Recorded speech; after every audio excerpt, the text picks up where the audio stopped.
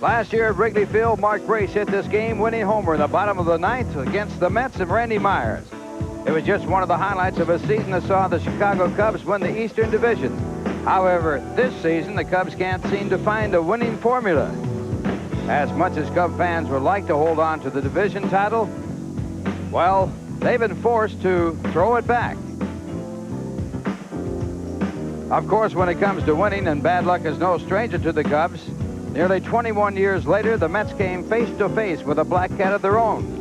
By the way, Kevin Elster is on the 15-day disabled list. Tonight, the Cubs come to Shea Stadium to face Ron Darling, who hopes to make their bats too hot to hold. Next.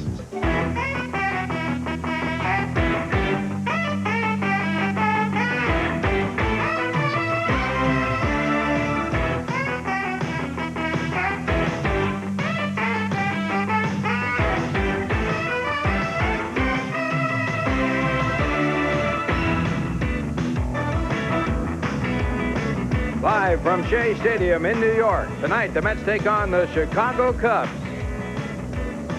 Mets Baseball 90 is brought to you by Budweiser. Beechwood Age for that clean, crisp taste. This Bud's for you. By Nissan, building cars for people who want more than just a means of getting from here to there. Nissan, built for the human race.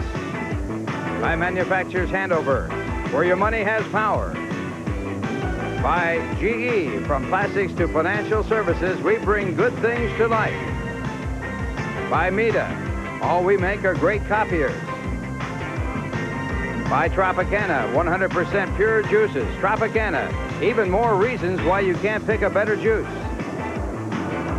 And by the New York Telephone, who reminds you that we're all connected. Pitching for the Cubs tonight, Mike Balecki with a record of 4-8. An earned run average of 5.65. And on the mound for the Mets, Ron Darling, his record 4-6, and he has an earned run average of 4.38. Well, hi, everybody. I'm Ralph Kiner, along with Billy Sample. Tim McCarver doing another ball game today and tomorrow, and Billy with us now for the third game.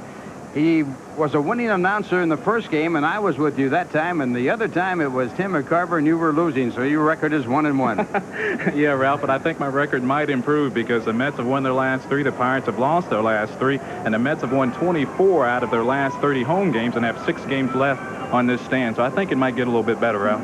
Well, the Mets actually winning last night, and then, of course, they'll be going against Mike Balecki, and Mike, a disappointment for the Cubs after a great year last year. Well, he's been both a starter and a reliever this year, ERA over 5, so he has struggled somewhat after winning 18 games last year. And the same story for Ron Darling. He has been a starter and a reliever, and he's off on a bad season, but coming back strongly. And we'll have the ball game and the lineups for you right after this message from Budweiser.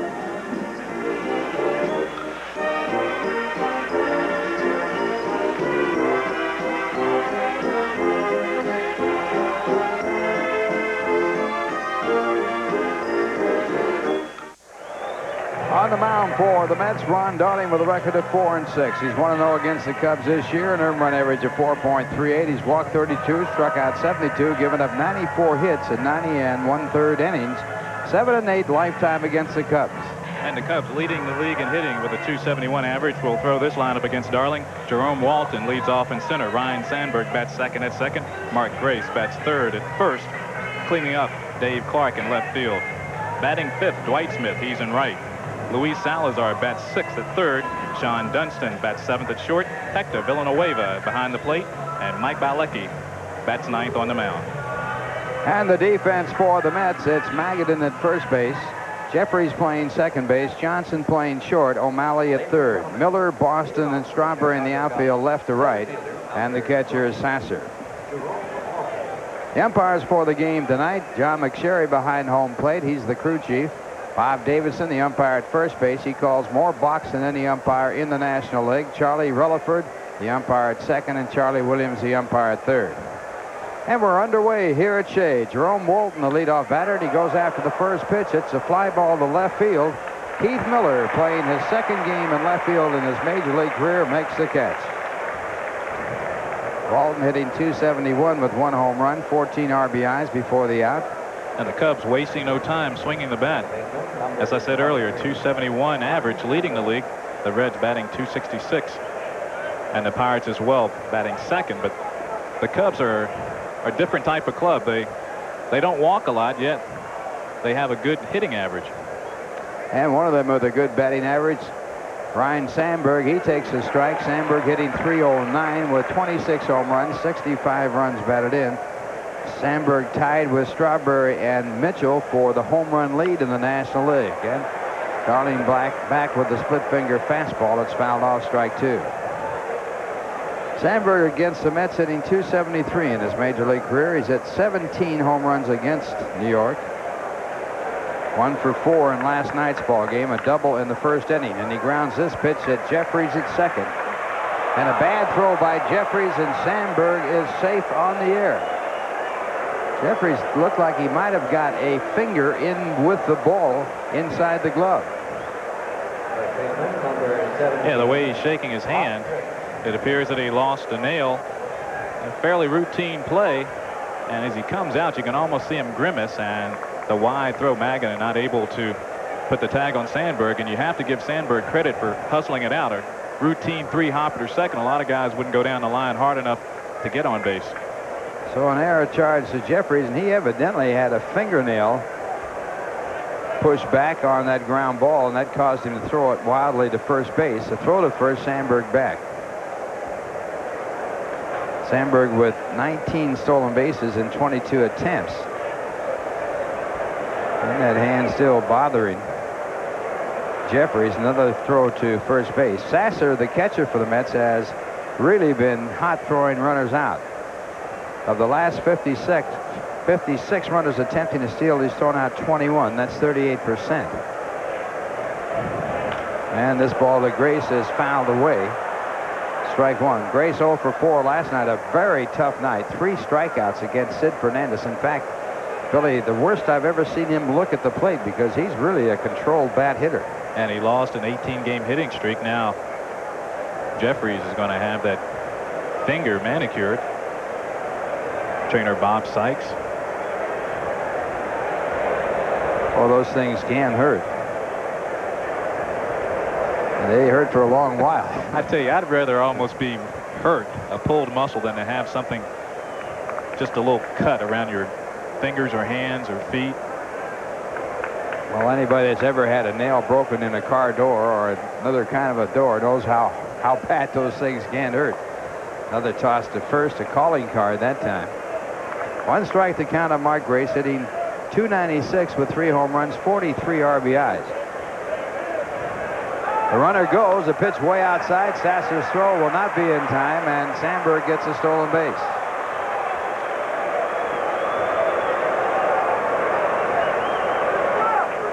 Sandberg with those nice long strides. He gets a good jump.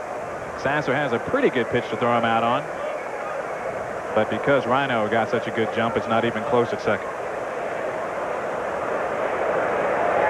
That is Sandberg's 20th stolen base, and it puts a runner in scoring position with 1 out.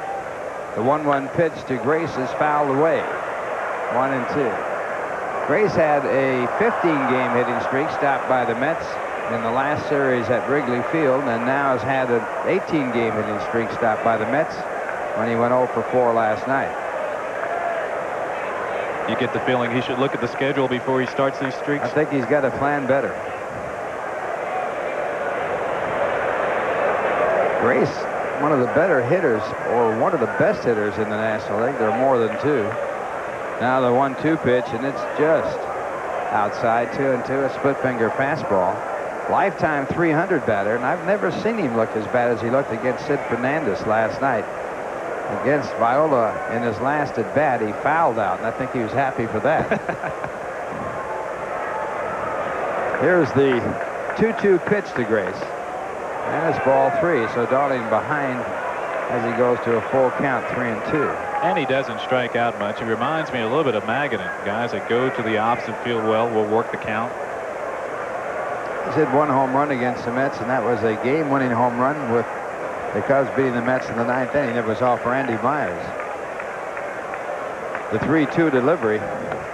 And it's called a strike, and Grace is called out on strikes on a very close pitch. He's unhappy with the call. John McSherry, the home plate umpire. And we don't know whether Sasser got crossed up on this one, but he has the glove in a good location. Grace thought it was low. It was running low, and it's just a matter of whether or not plate umpire John McSherry thought it crossed the knees as it crossed the plate. Way Sasser caught that ball, catching the ball down and then bringing it back up. It looked like he was crossed up. Catchers try to catch those pitches moving into the strike zone of the plate rather than down and out or out and away. Now the batter will be Dave Clark. Andre Dawson not playing tonight. And Clark takes a slow curveball for ball one. Clark hitting .278 with 4 home runs, 18 runs batted in. Dawson been bothered by a stiff neck. They say he woke up with it today. He wasn't in that fight either.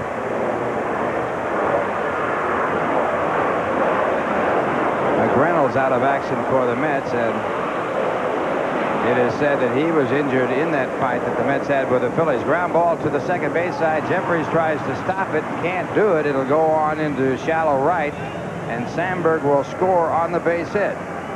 If Jefferies had stopped the ball in the outfield grass area there, he might have held Sandberg to third.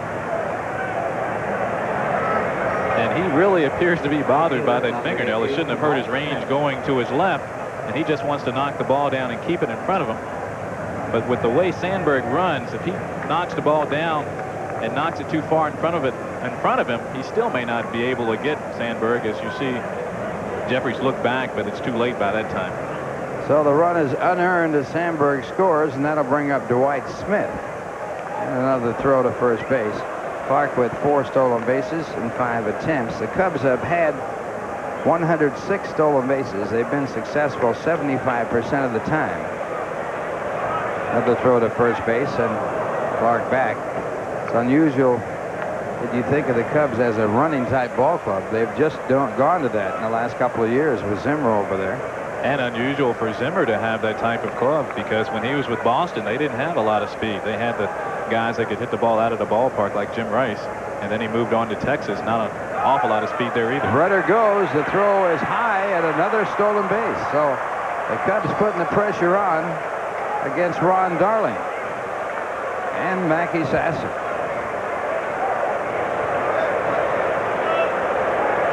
Stolen base after the air, setting up the first runner. Now another runner in scoring position. Well, Ralph, you talked about the type of club the Cubs are now, and if they find a weakness, they're going to try to exploit it.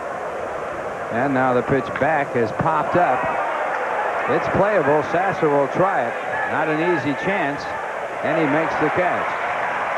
So that ends the inning. 1 run. It was unearned. 1 base hit in there, and 1 man left at second. And the score at the end of 1/2 inning, the Cubs won. The Mets coming up. And here's a word from Old Spice.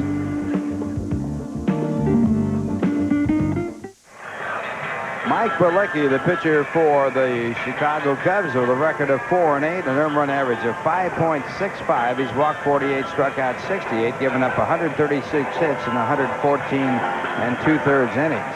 2-3 lifetime against the Mets. And he'll face this lineup, leading off in left field. Keith Miller getting a second consecutive start there. Dave Magadan bats second at first. Greg Jefferies bats third at second. Darryl Strawberry cleans up in right. Howard Johnson, the shortstop, bats fifth. Mackey Sasser behind the plate, batting sixth. Darrell Boston in center. Tom O'Malley at third base, bats eighth. And on the mound, batting ninth, Ron Darling. And the defense for the Cubs, Grace, Sandberg, Dunston, and Salazar in the infield, first to third. Clark, Walton, and Smith in the outfield, left to right. Villanueva, the catcher, and now the batter for the Mets, Keith Miller. And the first pitch to Miller is low for ball one. Miller playing left field last night in place of the starting left fielder, and that was the first time in his major league career he's ever played left field, and he fouls off a fastball 1-1.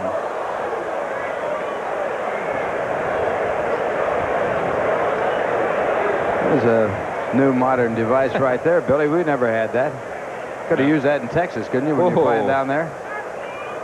They didn't know what to do in Texas. Sometimes they tried to keep it as hot as possible because they didn't want the players to go from a cool locker room to a hot field. And a fastball for a strike. That's an air conditioner right there, and they just put them in today.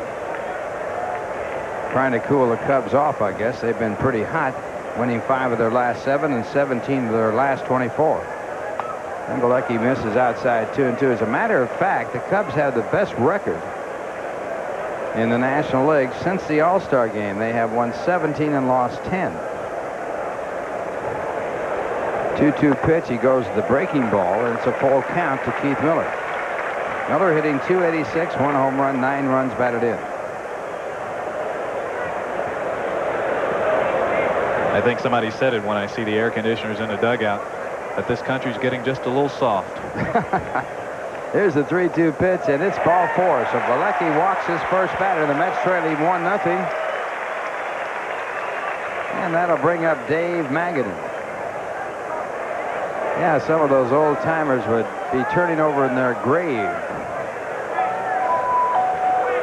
Here comes Don Zimmer out to the mound. Bilecki has really been in a pitching slump. In his last 10 game starts, he is 0 for 5 with 5 no decisions. His last win as a starting pitcher was back in May 27th against Houston. And if you recall, in that wild game in Chicago when the Mets won it 19-8, he was a starting pitcher for the Cubs. That was back in June, on the 12th of June. And in that game, he went an inning and a third, gave up 8 earned runs. 3 of them left the ballpark. 3 of the hits. Johnson, Jeffries, and McReynolds all homered in the first inning. And that's after a year, last year, when the Cubs won the National League East, of winning 18 and losing 7. Well, the traffic on the bridge is moving right along. Then again, it's Saturday. Dave Magadan, the batter, and the first pitch to Madigan is taken low for a ball. Magadan hitting .338, 4 home runs, 38 runs batted in. He would be 3rd in the National League in hitting, behind Dykstra, who's hitting .352, and McGee, who's hitting .339. He needs about 4 or 5 more plate appearances to qualify for the batting championship. And he takes the strike, 1-1. The formula for that is you have to have the equivalent of 3.1 plate appearances per game played by the ball club. A total of 502 plate appearances in the season to qualify for the batting championship. That includes base hits, walks, and being hit by pitch balls. And Magadan must not have played at all in the first part of the season, because he's been an everyday player for the last 2.5 months. This also sacrifices are in there. He has really come on strongly. His average up to .338, and the count 1-2 on him. 1 for 3 in last night's ball game.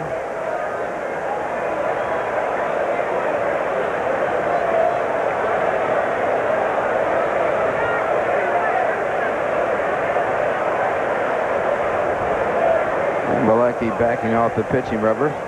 Mets have been successful 76% of the time in their stolen base attempts. They have 81.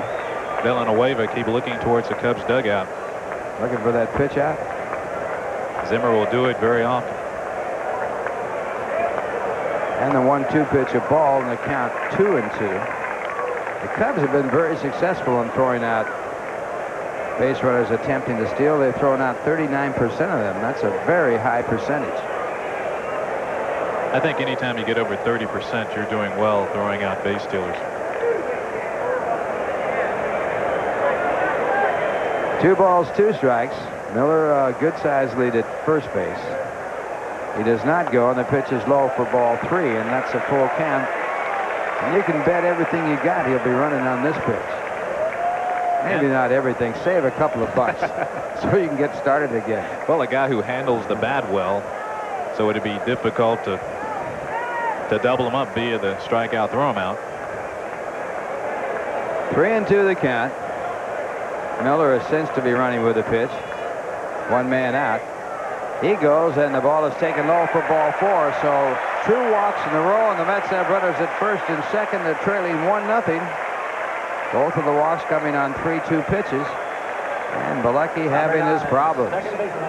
Action in the bullpen for the Chicago Cubs, and only 2 batters up.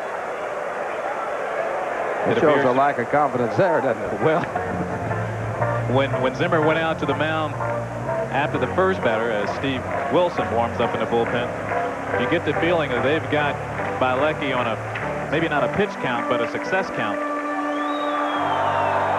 There's Popeye. Now Greg Jeffries a batter. Jeffries hitting .307 on the year with 13 home runs, 55 runs batted in. And he takes the first pitch for ball one. Jeffries has worn the Cubs out in his short career in the major leagues, hitting .368 against them with 2 home runs. In his last 14 games, he's also hitting .368 with 1 home run and 10 runs batted in. And ball 2, so now Bielecki just having all kinds of problems. Last year he was 18-7 with an earned run average of 3.14, 33 game starts. He had 4 complete games and 3 shutouts. And he has had a strange sort of career. He started his career with Pittsburgh. Looked like he was going to be quite a pitcher, then was sent back to the minor leagues when he had problems. Won 19 and lost 3 at Hawaii. And that's in between surfing. So you know he had a good year there. What a nice franchise they had out. How'd you like to be farmed out? That's usually it's a shock. They say, well, you're going to go to Hawaii. Oh, yeah, great. Glad to hear that. 2-0 the count. And a strike call. That was close. Borderline pitch going to Bielecki, and that puts the count at 2 balls and 1 strike. Well, he needs that kind of pitch to be called a strike. He's a sinker ball pitcher, sinker slider. In fact, it reminds me a little bit of pitching coach Mel Stottlemyre, the way he used to pitch when he was an active player. And a hard swing and a miss. 2-2. Stottlemyre, a great pitcher with the Yankees, pitching for bad Yankee ball clubs, and you have to really have bad luck to find bad Yankee ball clubs in the years back. Well, he played in the late 60s and caught a little bit of that winning spirit in the mid 60s, but the late 60s and early 70s, a lot of lean years for the folks at South Bronx then. 2-2 the count. Jeffries pops it in the shallow left field. It'll drop in.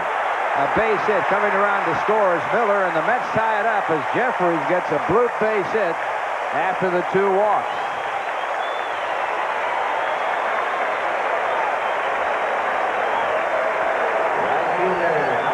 Well, sometimes it pays to be strong.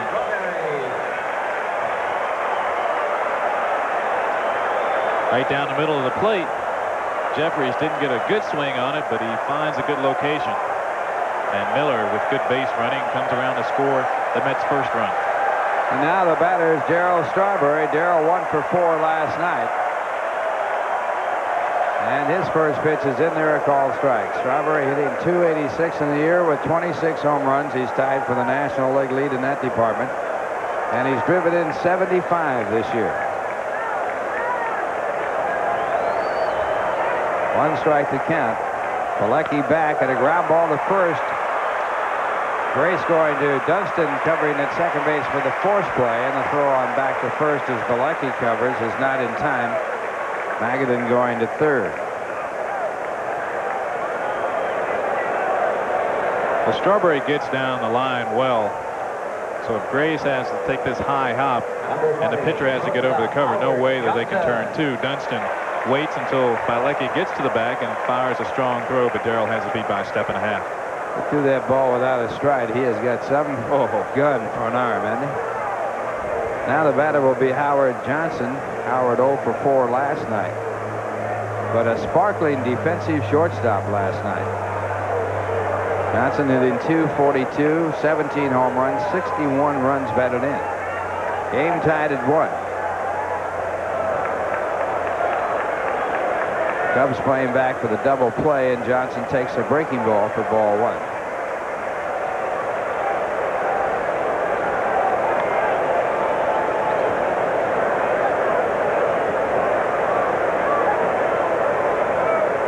Johnson against the Cubs with a lifetime average of .265 with 20 home runs. Infield not quite at double play depth. Both the third baseman and shortstop are in just a shade. Sandberg, the second baseman, is back. And this pitch way inside. 2 balls and no strikes. Looked like he tried a changeup. He wasn't getting the fastball over, and he dropped a curveball in for a strike. But you know Hojo's looking dead red. Outstanding fastball hitter. Especially from the left-hand side of the plate, and the pitch back to him is inside again. It's 3-0, and now Bilecki in deep trouble. 3-0, and Johnson checking to see whether or not he's going to be allowed to hit away. I'd have to believe he is. And already Zimmer checking the lineup card. Thinking of a double splits. Now the 3-0 pitch to Johnson. He takes outside for ball 4, and that will load up the bases. The Mets getting 3 walks here in the first inning and a bloop base hit.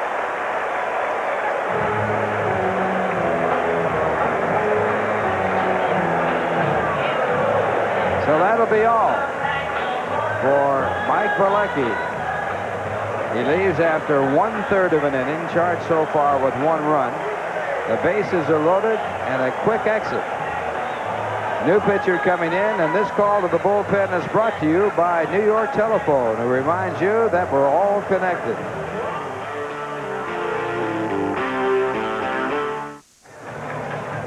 And Steve Wilson on the mound relieving Mike Bilecki. Bilecki going only 1/3 of an inning. As you look at the numbers on Wilson, 3 and 7, 4.56 earned run average. He's given up 101 hits and 100.2 innings, striking out 63. Actually, this is like a starter. Wilson has started some games. He has started 12 of his 31 appearances now. So he's a little bit better than long relief. And he'll face the 6th place hitter, Mackey Sasser, as Mike Bilecki wonders what happened. He walked 3 in the Mets half of the first. Oh, he has really gone into a pitcher's slump as he leaves the ball game after 1/3 of an inning, and he leaves with the bases loaded. Magadan is on at third base, Strawberry at second, and Johnson at first. Next, the catcher, number 2. That'll bring up Mackey Sasser. Coming into this year, Steve Wilson had given up only 1 home run to a left-handed batter, and that was to Darryl Strawberry.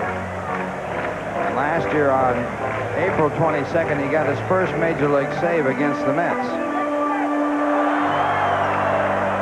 Sasser hitting .345, 6 home runs, 35 runs batted in. Back on May 3rd, Sasser was hitting .045. He has raised his average 300 points since then. And the first pitch grounded to the first base side. It's a fair ball. The throw comes home. It's in time for the force play. An outstanding play by Mark Grace to keep the Mets from scoring another run. He had a tough throw to make, and he made it. Right over the bag. Sasser, who hits left-handers as well as right-handers, and Wilson can be tough on left-handers. Over the bag in foul territory. By the time he feels it, Bob Davison pointing fair, and Villanueva staying on the bag, and the throw beats Magadan to the plate. Strawberry moves to third, Johnson down to first, and Sasser on the fielder's choice is on at Johnson, moving down to second, and Sasser on the fielder's choice is on first for Darryl Boston. Boston 1 for 3 last night, a big 2 RBI double.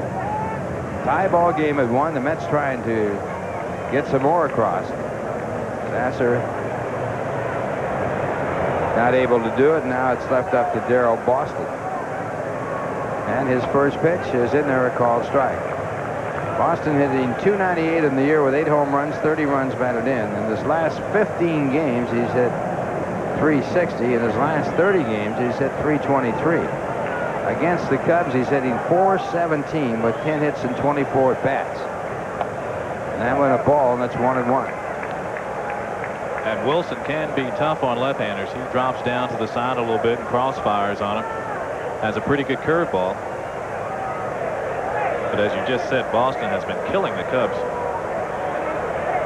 10 hits and 24 at-bats, 8 RBIs. And the fastball is fouled back out of play, 1-2.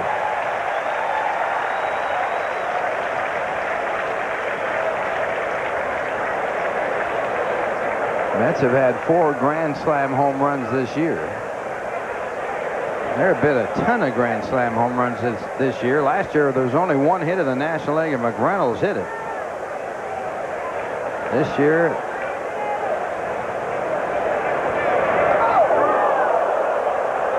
there have been 25 Grand Slam home runs hit as Boston hits the dirt. And you have to do that if you think the hitter's diving in. Boston fairly close to the plate and going in with 2 strikes. And Wilson trying to get him off. Actually, Wilson wanted the play called a strike on the check swing. But it was called a ball, and the count stays even for Darrell Boston. And this one popped up in foul territory, out of play.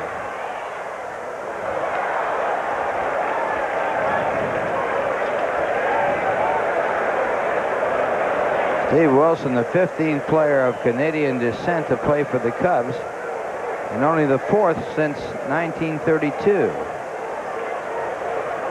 Ferguson Jenkins, the one that comes to mind as one of the most prominent Canadian players ever to play. Struck him out. So Wilson does the job as he picks up 2 outs, and the Mets leave 3. They do get 1 run on 1 blue pit. There were 3 walks in the inning, and the score at the end of 1, the Cubs won, the Mets won. And here's a word from the 9X Yellow Pages.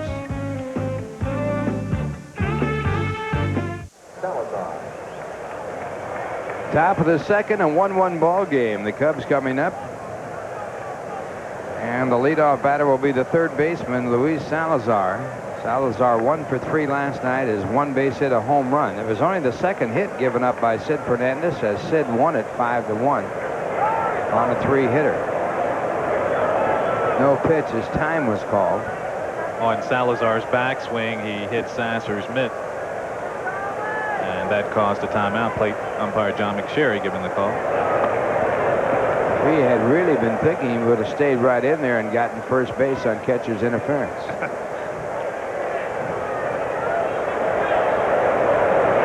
And Ron Darling back and picking up a strike, 1-1. Dale Barrow was good at that. He'd do it on purpose, try to hit the catcher's glove, and of course if that happens when a pitch is made, you get first base. Do they give it to you on the backswing? Well, you got to be a little cute about it. If you get it on the backswing, then you don't say anything and then come through the strike zone again. And you just kind of got to delay it there, let it lay there. Huh? 1 ball, 2 strikes to count. Salazar, a veteran of many seasons and many trips. He's played for San Diego 4 different times, and he expects to go back. Has also played for the White Sox, Detroit, and now the Cubs. 1 ball, 2 strikes to Salazar, and he grounds this one off the fist down the 3rd base side. Jack McKeon, the general manager now of the San Diego Padres. He was the general manager and manager till he resigned himself, fired himself, I guess. Said, I don't want any part of this. I'm going back upstairs. And the breaking ball fouled away. Count stays at 1-2. Is known as Trader Jack McKeon, and he does like Salazar, but you wonder when you trade a guy away you like and then get him back 3 or 4 times what that's all about. Well, Trader Jack traded his brother-in-law, so you know he'll trade anybody. That is true. Or his son-in-law, I should say. Son-in-law, married to one of his daughters. Another one pulled foul. All of his kids have first names that start with K. And when he was asked why, and he says, well, I struck out so many times that I just wanted to keep it in the family.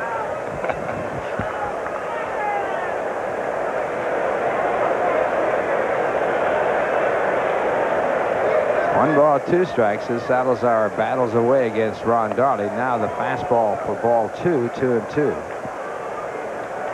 But at least Ralph Trader Jack had the sense to fire the manager McKeon as opposed to the general manager McKeon. He's no dummy. Swing and a miss or a foul tip. So it was not a swing and a miss, but a foul tip, and he stays there at 2-2.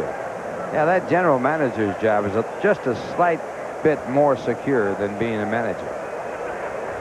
Looks like the split finger of the forkball going down, and Salazar swinging on top of it, as most people will, and just getting a piece of it. Again, the 2-2 pitch, and this time it's grounded up the middle. Johnson, who made 2 spectacular plays at short, fails to get to this one. And Salazar wins the battle as he just outdueled Ron Darling in that at bat. Well, Darling tries in the same zone with a fastball after getting Salazar to just barely tip the forkball. Pretty good idea, but Salazar was quick enough and fortunate enough to get it past a diving Hojo at short. So the leadoff batter is on for Sean Dunston. Dunston hitting .287, 13 home runs, 56 RBIs, 0 for 3 in last night's ball game.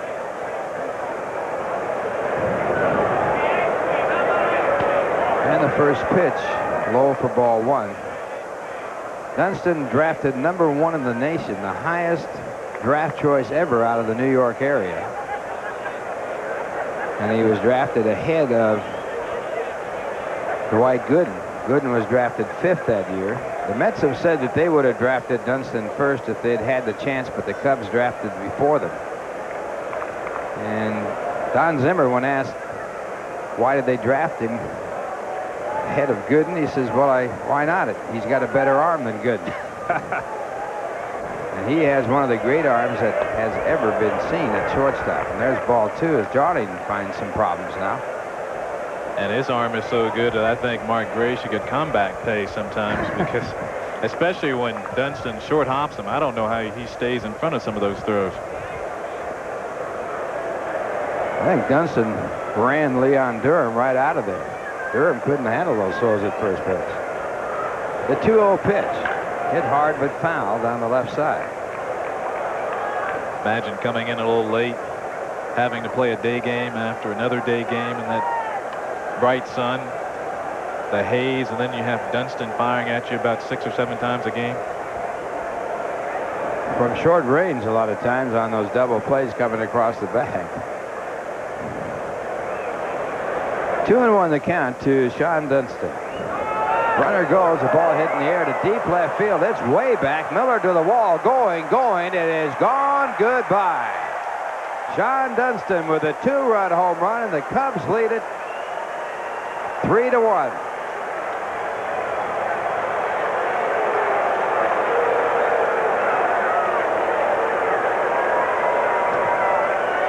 When this left the bat, I thought he got jammed, as Dunston pointing to some of his faithful, a Brooklyn native.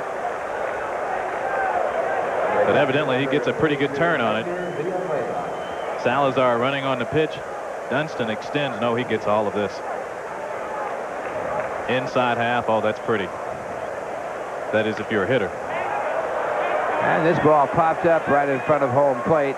Sasser moving out, having some difficulty, but at last makes the catch as Villanueva swings at the first pitch after the home run and is out. Incidentally, that was the 15th home run given up by Ron Darling this year. He gave up 4 in one game against Atlanta. Again, belt high fastball. Miller going back, but you see that he runs out of room. So the Cubs leading 3-1, and that'll bring up the pitcher, Steve Wilson. Wilson relieving the starting pitcher Mike Pilecki in the first inning with the bases loaded and 1 out, and getting his first 2 batters. Now he's the beneficiary of a 2-run lead, and a pitch back by Darling, ball 2, 2 balls, no strikes. I was a little surprised that Zimmer came out to get Pilecki, but evidently he felt the game could be lost in just the first inning, and Wilson came in and got the 2 outs he needed. Mets unable to break it open at that point, as they couldn't capitalize on the wildness of Pilecki, who walked 3 in the inning.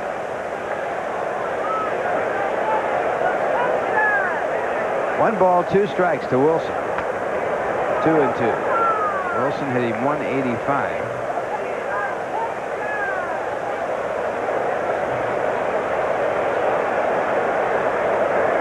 Two pitch, and it is outside. The fastball That fills the count out to 3-2. Darling struggled through the first inning and is now struggling through the second. Although he did give up only 1 run in the first, it was unearned.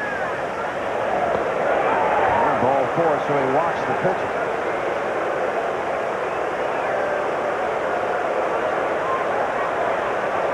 Well, in spite of his 91 and 61 career record, a plus 30 more wins than losses, Darling has struggled a little bit against the Cubs. Only 7 and 8 lifetime, though he has fared better here at Shea than at Wrigley. 5 and 2 at Shea, 2 and 6 at Wrigley Field. At Wrigley Field with those short fences and the wind blowing out, not to his liking. He is a fly ball type pitcher. This ball hit on the line to left field. Miller will play it on the hop. Wilson to second base and holding there is Jerome Walton singles on his first pitch. So both managers seeing their starting pitcher in trouble. Well, there was a period of time where Darling would get too fine on the mound, and he has the kind of stuff that he can get you out if he throws you a first pitch fastball right on the heart of the plate. But the Cubs are a pretty good hitting team. We told you earlier that they're leading the National League in hitting, and they don't walk much. In fact, they're last in walks in the National League. And I'm trying to find out how many. 276, which is about 25 behind Cincinnati, as Wally Whitehurst warms in a Mets pen. So there's a dilemma in that for Darling. He wants to get ahead, but the Cubs really don't take pitches. They're swinging and they're hacking. Now the batter will be Ryne Sandberg, who is safe on an error his first time up. Runs on 4 hits.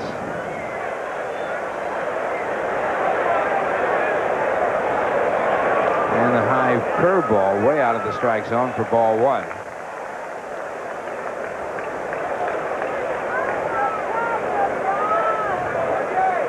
That's a double play dip.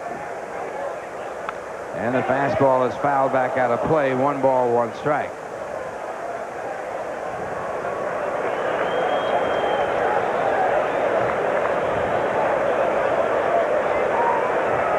Darling win against the Cubs this year, but the Mets got him 9 runs, and the Mets won that game 9-6. That was the game Howard Johnson hit a grand slam home run. This ball hit the deep center field. Boston back to the warning track. It's over his head, and it is off of the wall. Wilson comes in to score from second. Dunston coming around, and he'll score. And it's 5-1 Chicago as Sandberg ends up at third base with a triple.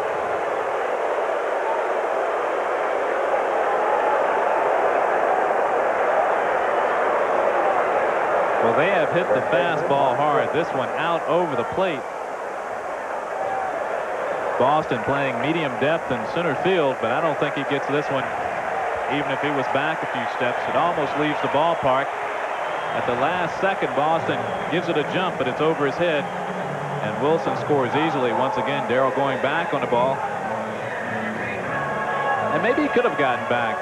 Had trouble picking it up. Sometimes as an outfielder, ball's hit right over your head is a difficult play, but once he doesn't catch it, you know Walton's going to score from first. And that is going to be all for Ron Darling. He has been taken out of the game by Bud Helson. Wally Whitehurst will be the new pitcher for the Mets. So both starting pitchers knocked out very early in the ball game. And with Whitehurst coming in, here's a word from Nissan.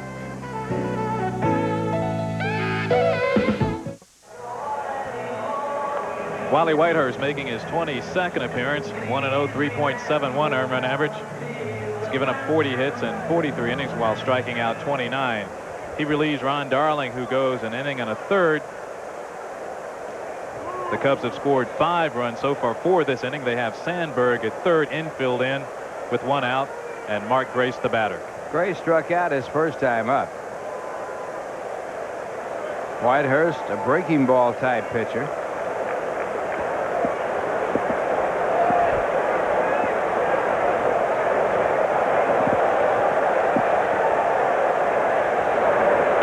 First pitch, a curveball, and it's grounded foul.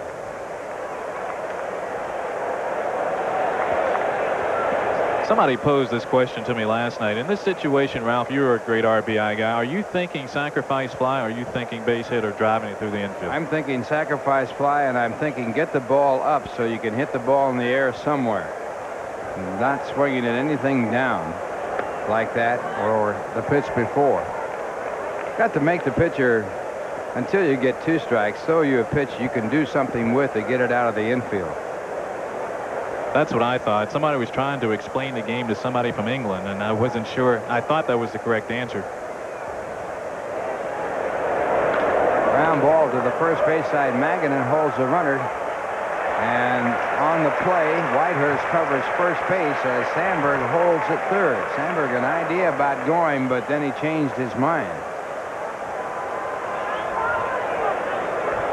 Most likely in this situation is Chuck Cottier, the third base coach, has already told Rhino to make it go through the infield. Sometimes they'll go on contact, but usually this early in the game. Well, you know, Billy, when the pitcher's out there and you got a runner in third and 1 out, the pitcher wants you to hit the ball on the ground, so he's going to throw it low. And if you do what the pitcher wants you to do and you swing at those pitches, he's got you. Right. You're looking for something waist high. Anything above the waist or right at the waist, something you could hit in the air with some force, and if you get more than a sacrifice fly, that's all the better. Now the batter is Dave Clark. Clark with an infield base hit his first time up. And that drove in the first run of the game for the Cubs. And with 2 men out, he gets a curveball on the first pitch for ball 1.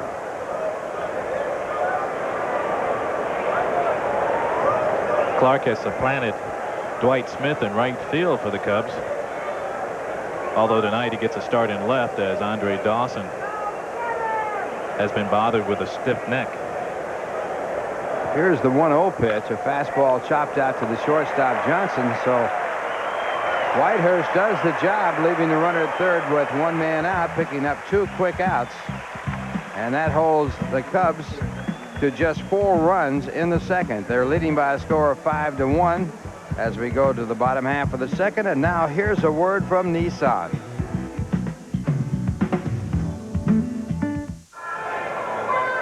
Mets trailing 5-1 as they come up here in the bottom half of the second. Leading off for the Mets, number 27. And the leadoff batter for the Mets will be Tom O'Malley. O'Malley batting 8th in the batting order. The Mets sent 7 to the plate in the first, but got only 1 run. The Cubs in the second sent 8 men to the plate and picked up 4. And the first pitch to O'Malley. Strike 1 call. O'Malley hitting .243 in the year, 0 for 4 last night. He's had 2 home runs. One of them an extra inning game-winning pinch hit home run against Montreal. And the pitch back a ball, and it's 1 ball and 1 strike. There is some hope, though, Billy. Mets have come from behind a few times to win games this year. They would have to do it for the 26th time if they were to do it tonight. Ground ball to Dunston. He gets a nice hop, and he guns it over to first. And just as you said, he's running it over to first base before he throws it to Grace. So O'Malley is out, and that'll bring up Wally Whitehurst. The pitcher, Wally Whitehurst.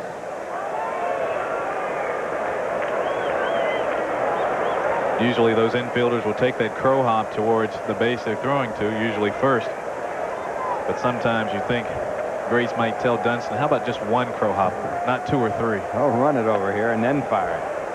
First pitch to Whitehurst, swung on a miss, strike 1. Whitehurst hitting .200.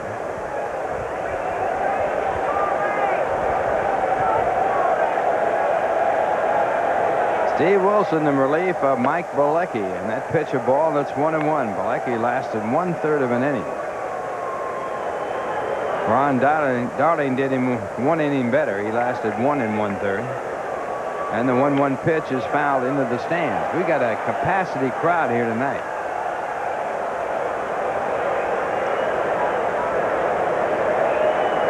There's a look at over 45,000 people here for this night game. And the Mets averaging nearly 34,000 per home date. And the fastball a ball. It's 2-2.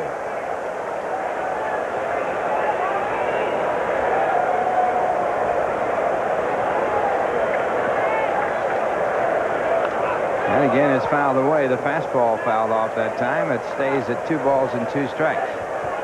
Well, the Mets haven't been in this situation too often this year in which their starter was knocked out early.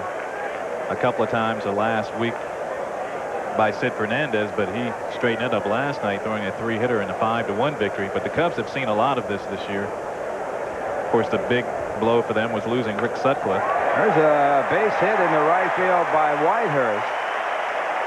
And the pitcher is on. Good job of hitting by Wally Whitehurst.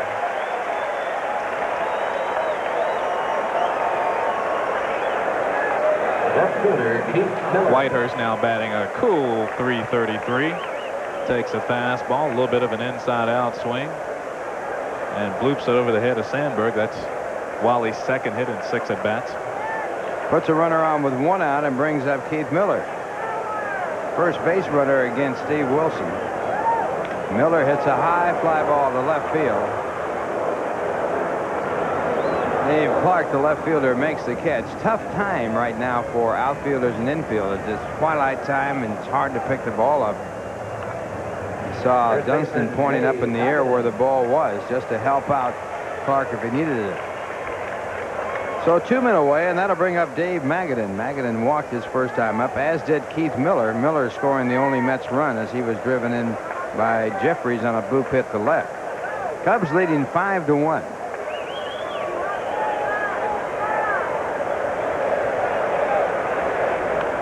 And the fastball fouled back. Don Zimmer bringing in the left-hander, putting the Mets at a disadvantage as they started a left-hand hitting batting order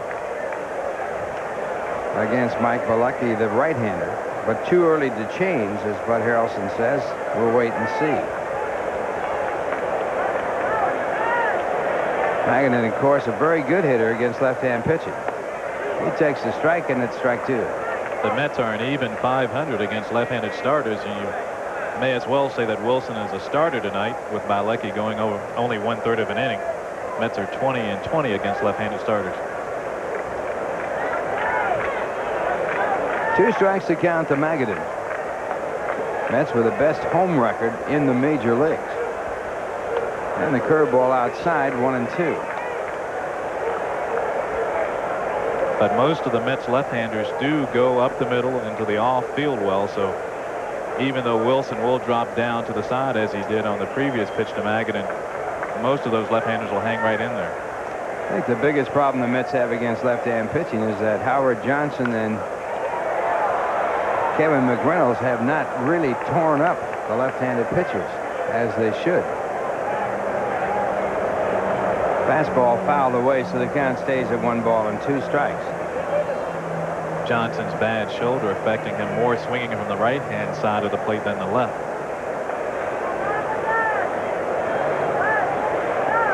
There's Howard Johnson. About a 100-point difference batting left-handed than batting right-handed. Fly ball out to right field. Smith is there, and he makes the catch. That retires the side. 1 hit, 1 left. The score at the end of 2. It's the Cubs 5, the Mets 1. And here's a word from Manufacturers Hanover.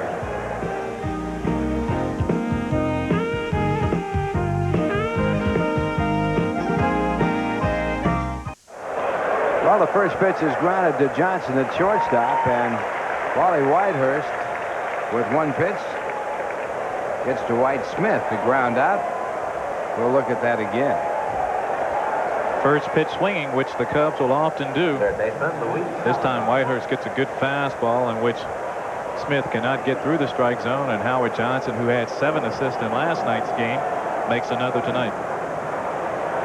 So 1 pitch and 1 away, and the batter will be Luis Salazar, who got it all going for the Cubs in the second when he singled to center after fouling off 7 or 8 pitches. Cubs went on to score 4 runs in the second to take a 5-1 lead. Cubs scoring in the first. The Mets tied it in the first. And then the Cubs breaking right on through for 4 runs in the second. Salazar with a home run in last night's ball game. And he quietly does a job for any team that he plays with. Anywhere you put him. Can play a lot of positions. Can play all outfield positions. Most often left and right. Can play third. Can even put him at short. and not hurt yourself in second as well. He's had 22 multi-hit games this year. And he checks in the swing, and he did not go too far, according to first base umpire Bob Davidson.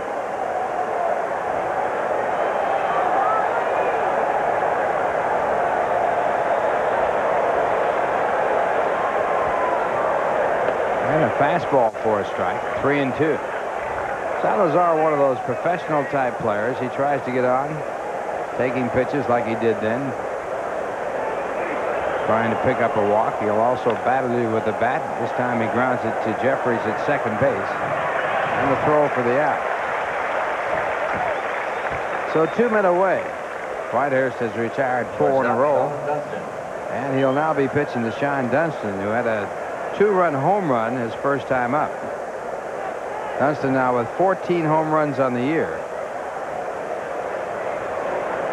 And Jefferies releasing that last grounder to first base very gingerly after injuring his hand in the first inning.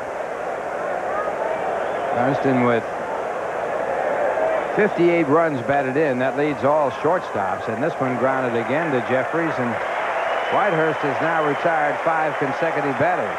The score at the end of 2.5 innings, the Cubs 5, the Mets 1, and here's a word from the Bell Atlantic pages.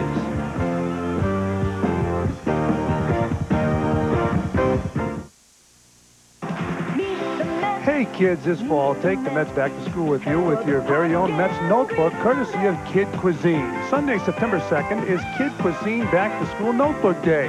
And all fans 14 and under attending the 1:35 game against the Giants will receive a blue notebook with the Mets Skyline logo.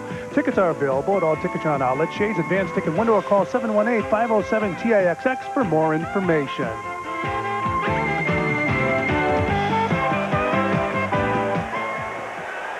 Well, we're going now to the bottom half of the third. And we'd like to remind you to get those trusty cameras ready, because it's time for the 1990 Kodak New York Mets photo contest. You can enter your Kodak pictures in any one of 4 categories. The grand prize winner will be named official Kodak Mets photographer of the day, and will shoot batting practice and sit in the photo box throughout the game. Plus 4 semifinal winners, and they will have their pictures placed in the 1991 Mets yearbook.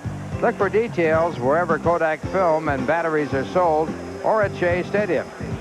The 1990 Kodak New York Mets photo contest, entered today. Well, the Mets trailing by 4. Cubs leading by a score of 5-1. And for the Mets, it'll be Greg Jefferies to bat for the second time. Greg, with a bloop base hit to left, drove in the only Mets run, and he takes a fastball from Steve Wilson. A called strike. Wilson replacing the starter Mike Bilecki after Bilecki worked 1/3 of an inning. Back with a curve, strike 2.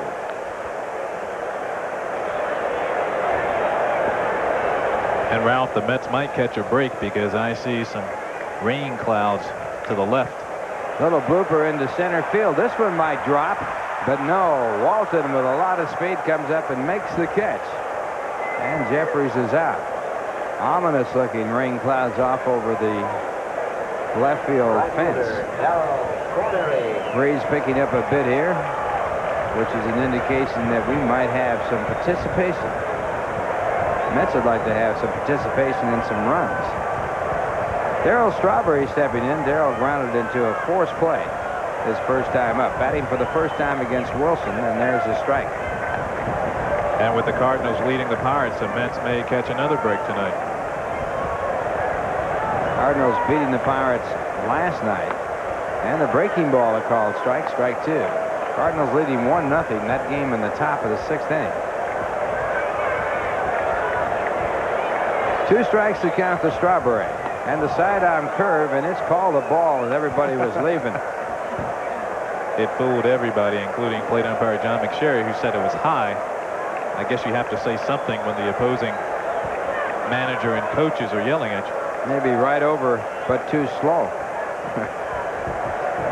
1-2 to Strawberry. Again, Wilson drops down on him, fires a fastball through for strike 3. And we gave you that St. Louis-Pittsburgh score 1-0. Pirates batting in the bottom of the 5th on our Nissan National League scoreboard. The Phillies 2-0 over Montreal. Expos batting in the bottom of the 2nd. San Francisco in a big series in Cincinnati leads 2-1 in the 4th. LA leads Atlanta 3-2 in the 3rd, and no score in the 1st. San Diego at Houston. And right here, it's the Cubs 5, the Mets 1 with Howard Johnson stepping in. 2 men away, bottom half of the 3rd inning. Johnson walked in the 3-1 pitch his first time up. Johnson, the last man to face Mike Bilecki. That brought in Steve Wilson, and he's really done a job in the Mets. There's a perfect bunt if it stays fair, and it will. So Johnson surprising everybody with a blueprint bunt for a base hit. Well, Hojo just wants to get on base, and they're playing him back, having to respect his power. And Salazar knows as soon as he lifted his head, he knew that was a base hit. The only hope they had was if it went foul and it stayed right on that same line all the way down. That brings up Mackey Sasser. Sasser hit into a force play his first time up. Bases were loaded at the time, and he grounded to Grace at first base on his first pitch, and Grace threw home for the force play that kept the Mets from scoring their 2nd run. 5-1 Chicago. Sasser has seen 2 pitches, and he's hit the ball both times. He doesn't wait. Well, he can hit, and he's a joy to watch swing the bat. Especially that pitch up. He can really drive it. Even if it's away from him, he is still strong enough to pull it. 1 strike pitch is fouled back into the stand, strike 2. In his last 33 games, Mackey Sasser batting .398. And he's doing that with a bad left hand and a bad right ankle. I'm sure the hand would bother his hitting more than the ankle. 2 strikes to count, and the fastball high. 1-2. But he hangs right in there. When Wilson drops his shoulder and starts to throw sidearm, Sasser stays in there. Stays in there well. Now they're trying to come inside. And they do, and Sasser's called out on strikes. He didn't like the call, but it will end the inning as lightning now flashes here at Shea Stadium. 1 hit, the bunt base hit by Howard Johnson. 1 man left to score. At the end of 3, the Cubs 5 and the Mets 1. Now here's a word from R.C. Cola.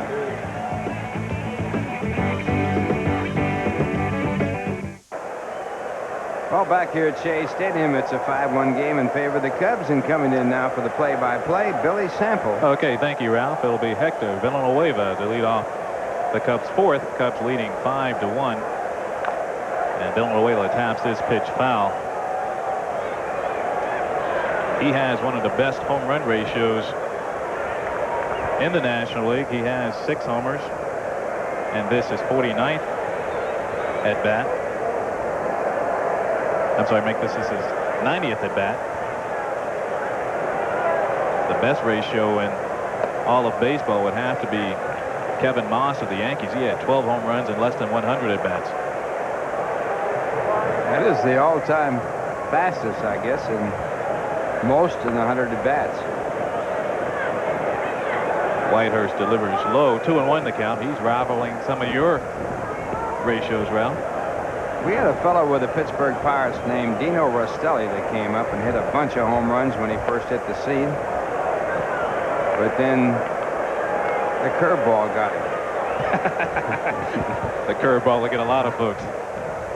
That first time around, he got the fastball and then the curve. And showers are starting to fall here at Shea as Villanueva lines a pitch to Howard Johnson for out number 1. This game is brought to you in part by your Tri-State Lincoln Mercury dealers, featuring the Lincoln Town Car, Motor Trend's Car of the Year. And by Nobody Beats the Wiz Home Entertainment Centers. For anything in home electronics, music, and movies, nobody beats the Wiz. Pitcher Steve Wilson, the batter. This is his 2nd plate appearance. He walked and scored in the Cubs' 4-run 2nd, and he takes a fastball low for ball 1. To continue that story about Dino Rostelli, we were teammates, and he came up and just tore the cover off the ball.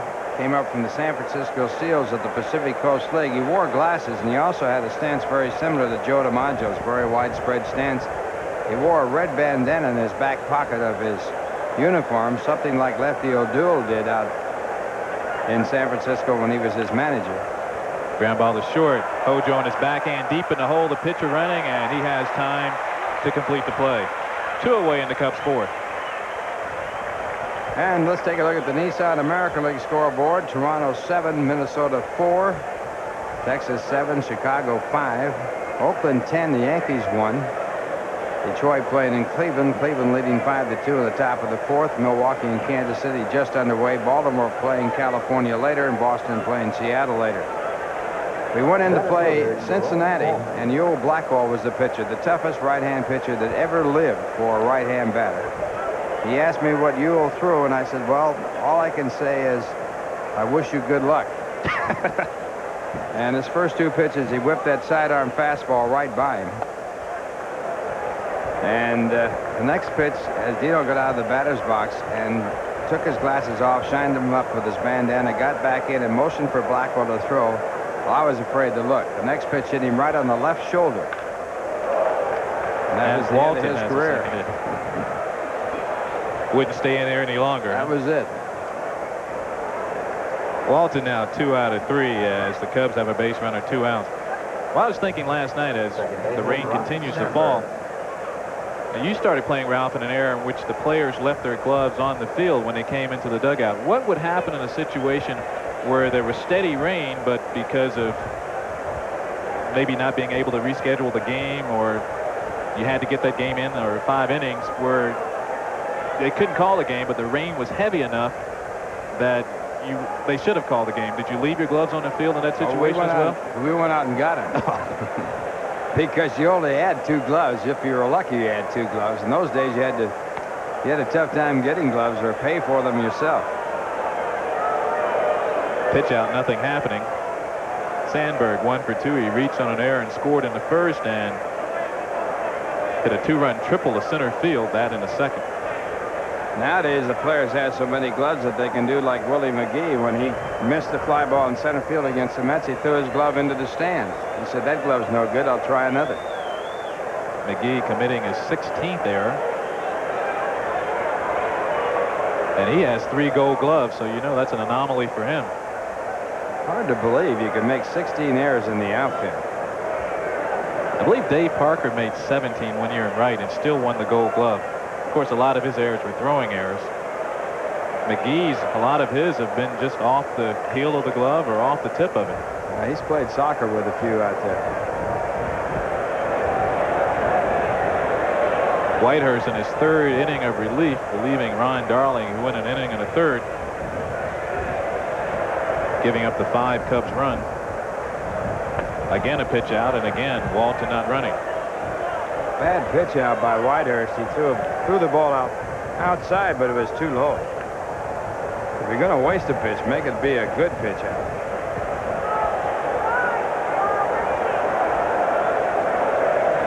And now with a better count to run on, 2-0, Walton with 11 steals and 16 attempts, and he bluffs a go, but doesn't, and Sandberg takes low and outside, and Ryan ahead of the count 3-0.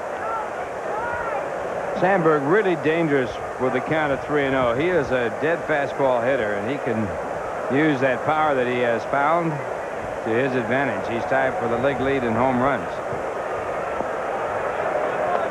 And he takes ball 4 in a 3-0 count. So with 2 out, the Cubs have runners at first and second, and their 3rd place batter Mark Grace steps to the plate.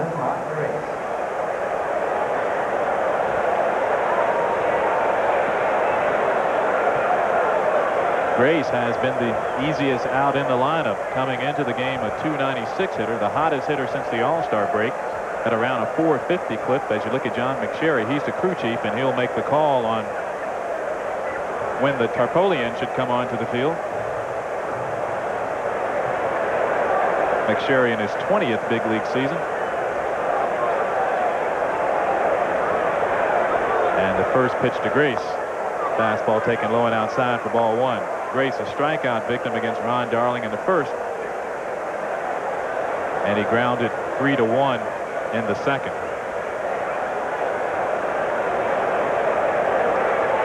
Five to 1, Cubs lead, batting in the top of the fourth, as Whitehurst evens the count at 1.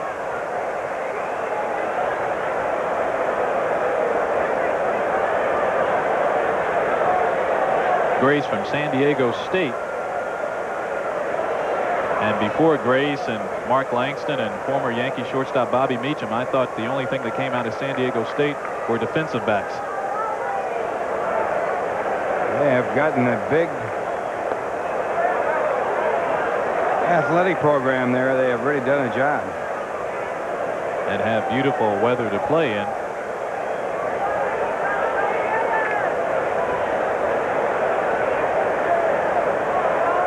Tony Gwynn came out of there. As well as his brother Chris. The 2-1 to Grace. Ground ball right side. Jeffries dives. Can't come up with it. Walton rounds third. He'll score easily. And the Cubs now lead 6 to 1. Well, as Yogi Berra would say, that's deja vu all over again. Earlier in the ball game, Jeffries did the same thing on a ground ball, got his glove on it, but couldn't smother it to keep the runner at third. And the runner coming on in after the ball got by him. Got a piece of it, but not enough to keep it in the infield.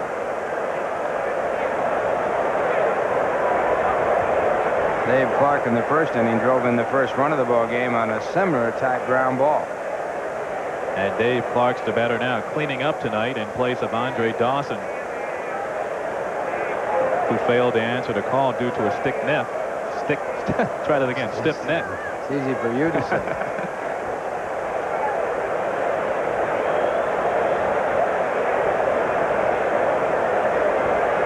Runners at the corners, and this one bounced in front of Sasser. Sandberg came far down the third baseline, but because Mackey could keep it in front of him, has to remain there. Grace had an idea about going to first base, but then he pulled up. So a good block in the ball by Mackey Sasser to keep the runners at their respective bases. All this happening with 2 out. Villanueva lined to short. Pitcher Wilson grounded to short. Walton singled, Sandberg walked, and Grace singled. Grace running on the pitch as Clark tops it foul. The count evens at 1.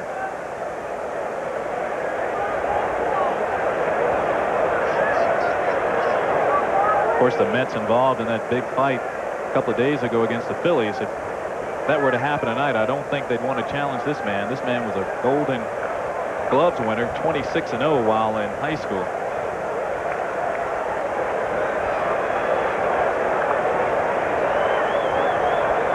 Grace is going, and the pitch is taken low and inside, and they won't make an attempt at Grace at second. That's the Cubs' third stolen base. Sandberg has 1 of the 3. He's at third, and Grace now at second. And Clark ahead of the count, 2 balls, 1 strike. The only inning that Whitehurst has struggled. Pitching well to get out of a jam in the second, after the Cubs had scored 4 runs and having a 1-2-3 third. The 2-1 curveball tapped foul past first base coach Jose Martinez. Former big league manager Chuck Cartier coaching at third. There's Martinez. And formerly with Seattle at the helm, Chuck Cartier. Chuck also with the Mets at one time. And also the third base coach, I believe, under Joe Torre. Mm-hmm.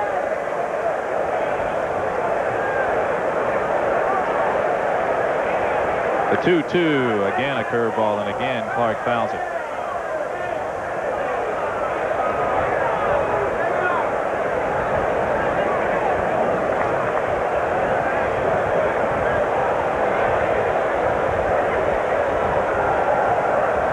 The outfield plays Clark as a full hitter. They give him quite a bit of room in left center field.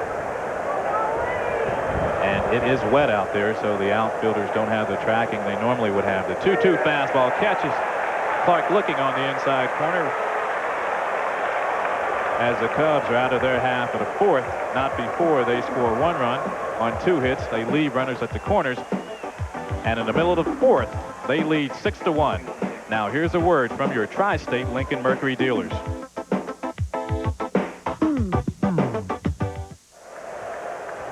Bottom third due up for the Mets, batting in the bottom of the fourth, trailing 6-1. Darrell Boston takes a fastball strike. Darrell, a strikeout victim his first time. It was a big strikeout at the time. Bases were loaded. And he gets the curveball and lifts it in the right field for a base hit.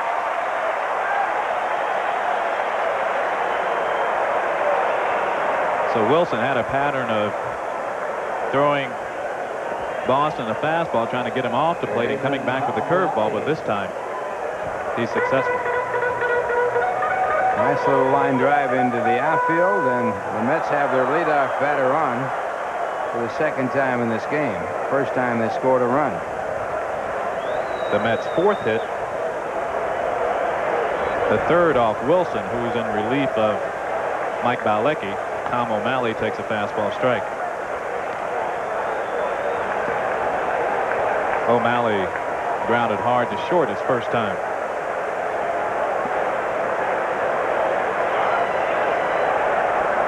Boston not being held at first.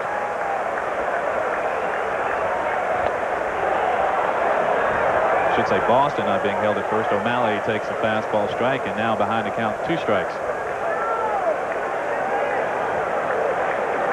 Julio Machado throwing in the bullpen for the Mets. Mets have their pitcher coming up.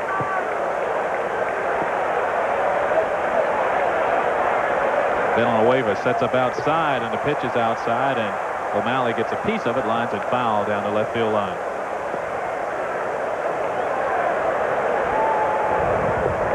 Wally Whitehurst on deck, but if O'Malley should reach, you get the feeling that he's history. Well, he did get a hit tonight, though. That's right. He's got something going for him. He's 1 for 1. He may go back and say, hey, buddy, wait a minute. Runner going. Soft liner on the line, fair ball down the left field line. Boston will stop at third. O'Malley is going for 2. I'm not sure if that was a smart play, but Salazar wasn't looking in his direction. And the Mets have runners at second and third, nobody out. And Whitehurst is looking towards the dugout to see what Bud Harrelson has in store for the 9th place hitter. Well, this is about as bloody as you can get on a base hit. It hits right on the line, just a lob over the third baseman's head. Salazar gets back to pick it up, and O'Malley going to second. And Salazar, if he had turned and had thrown to second, might have had O'Malley. Boss is not sure where the ball is. Now he picks it up, and he goes to third easily. And the Mets now have a chance to get back in this ball game. There's Martinez saying, positioning the outfield right now, as the Mets will have a pinch hitter coming up. Well, he's trying to bring Dwight Smith in. Mario Diaz, the batter. And Mario not with a lot of power, and certainly not to the off field.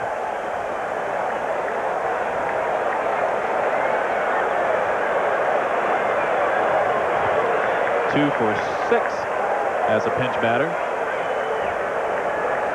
Overall hitting at 143, formerly in the Seattle Mariner organization, and the first pitch to him is fouled back our way.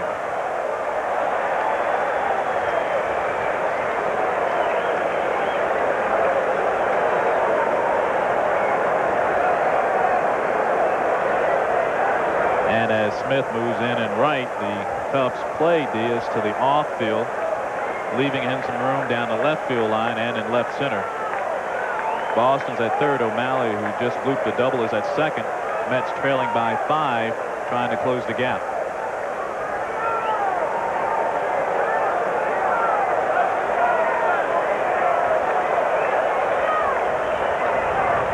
As lightning continues to strike around us. Unfortunately, for the early part of the game, it was coming off the Cubs' bats. As Wilson misses with a fastball, the count evens at 1. Now Villanueva wants to go out, and I don't know if he got crossed up.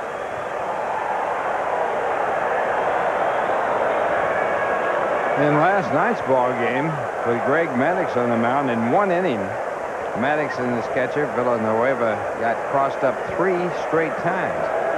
I tell you what it is, Ralph, and they were talking about it today, manager Don Zimmer.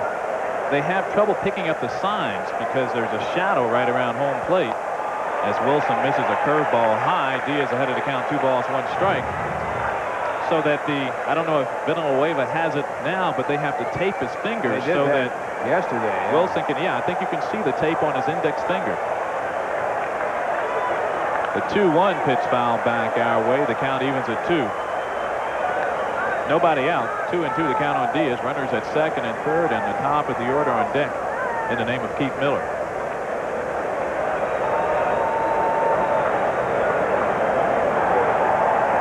Maybe they need that orange mitt. They paint the outside of the mitt orange sometimes in night games. Some catchers do use it in the major leagues, but this time Wilson throws the change and Diaz pulls off of it.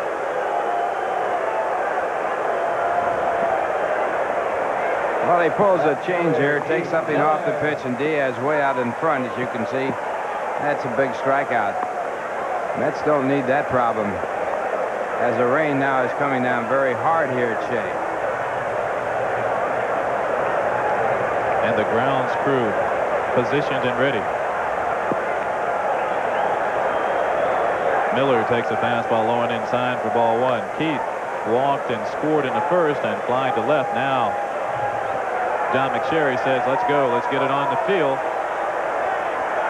So with a 1-0 count on Miller, runners at second and third, 1 out, Mets trailing by 5. But if there is a silver lining in the clouds for Mets fans, it's that the Cardinals are leading at Three Rivers 2-0, batting in the top of the 7th.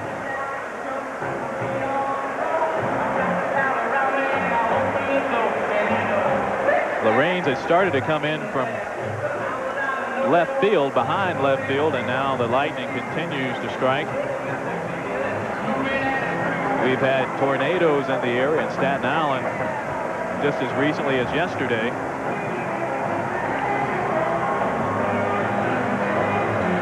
As the grounds crew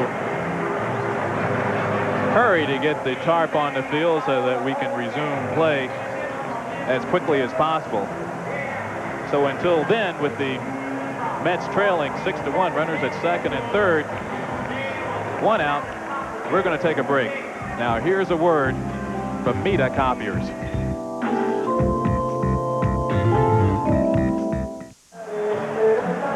We're in the middle of a rain delay here at Shea. Mets batting in the bottom of the 4th, trailing by 5. Had runners at second and third, 1 out, and a 1-0 count to Keith Miller. So most of the action at the moment by the grounds crew as they'll try to protect the infield so that we may resume once the rain stops. But there was a lot of action the last couple of days here at Shea.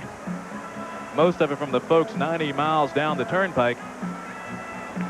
And game 2 of the series against Philadelphia, David Cone first pitched to Von Hayes. Hayes then took the next pitch and hit it deep and foul. But bad blood has started as Don Carmen retaliates, and Cone knows he's been around long enough to know how the game is played. Then the succeeding night, Strawberry takes a fastball inside, and after Dickie Thon was hit earlier, Tommy Hurd takes one in the middle of the back. You can draw your own analogies.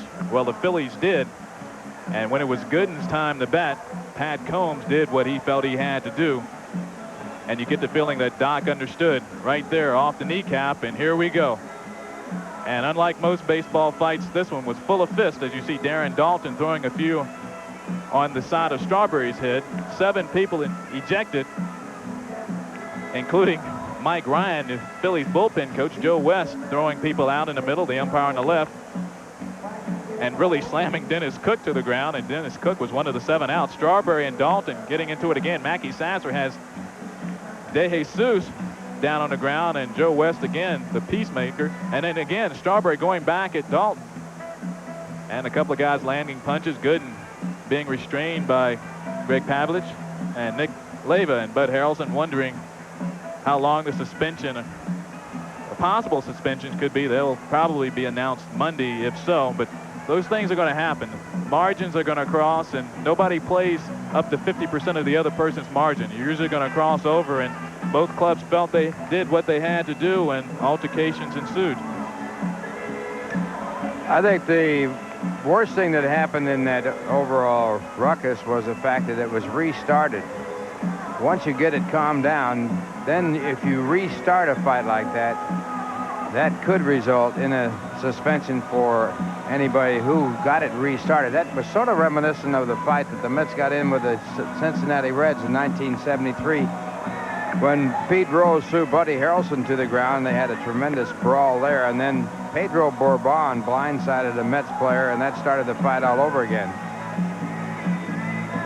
At that time, there was no suspension that I can remember in that 1973 fracas. Well, it's raining here at Shea Stadium, and we're going to have a rain delay, so we'll take you back to the studios in Secaucus, New Jersey for It's a Living.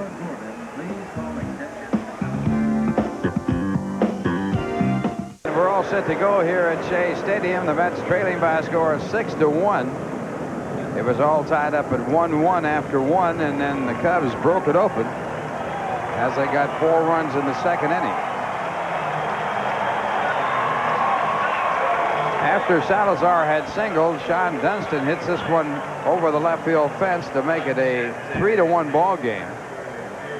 And then later on, Ryne Sandberg against Ron Darling. Darling having his troubles in the ball game. And Sandberg hits this ball over the head of Darrell Boston in center field for a 3-base hit. That scored 2 more, and that made it a 5-1 ball game. And now the Mets have runners at second and third with 1 man out. And the batter for the Mets is Keith Miller, with Steve Wilson on the mound for the Chicago Cubs. And once again, to take you along the way with this play-by-play, Billy Sample. Okay, thank you, Ralph. Mets at second and third, 1 out. Trying to get back into this ball game. Time was called at 8:37. Now at 10:10, Wilson will be back on the mound, and the 1-0 pitch to Miller is fouled back.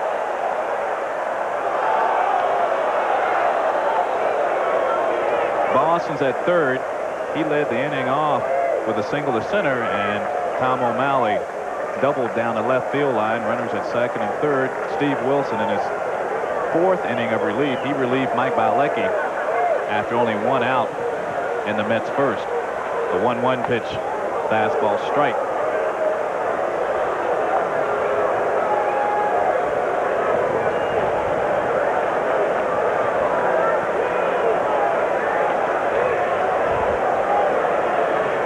Wilson with a fastball and a curveball. Target set outside. And the pitch line to right field, base hit. 2 will score as O'Malley comes around with a second run, and the Mets have pulled within 3 now, 6-3. RBIs 10 and 11 for Miller on the season. Well, Keith Miller had to wait 1 hour and 33 minutes to get this base hit. And it's a big one for the Mets as they score 2 and get back closer in the ball game. They're trailing by a score of 6-3. Boston scoring, and also O'Malley. And now with 1 out, a runner at first base, the batter will be Dave Magadan. And the Mets have come from behind 25 times so far this season. On deficits as large as tonight's, they have come from behind from a 5-run deficit earlier in the season as Magadan fouls the first fast pitch back. Dave walked in the first and fly to right in the second.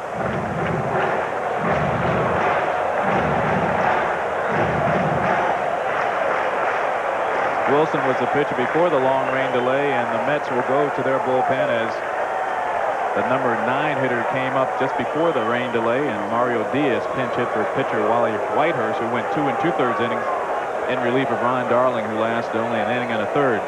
Julio Machado warming in the Mets pen.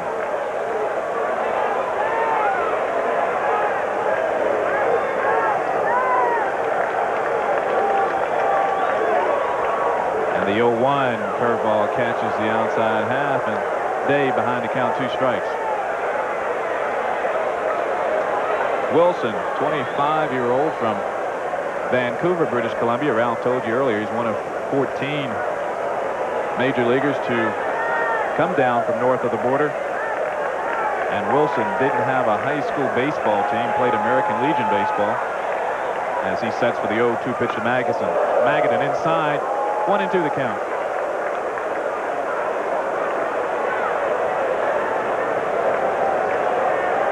And in case you just joined us, the Cardinals beat the Pirates 3-2 tonight. Joe McGrain, the winning pitcher in that game. And Miller again checked at first. Keith has been near perfect on the base paths. 14 out of 15 in steals. The only time he was thrown out, he was caught leaning going to second and was picked off at first by John Tudor. The 1-2 pitch high and outside. The count evens at 2. That track has to be a little slow right now for anyone attempting to steal a base, with the rains falling on the field to some degree. Of course, the outfield is very wet and very slow. But as usual, nobody cares about his outfield. That's right.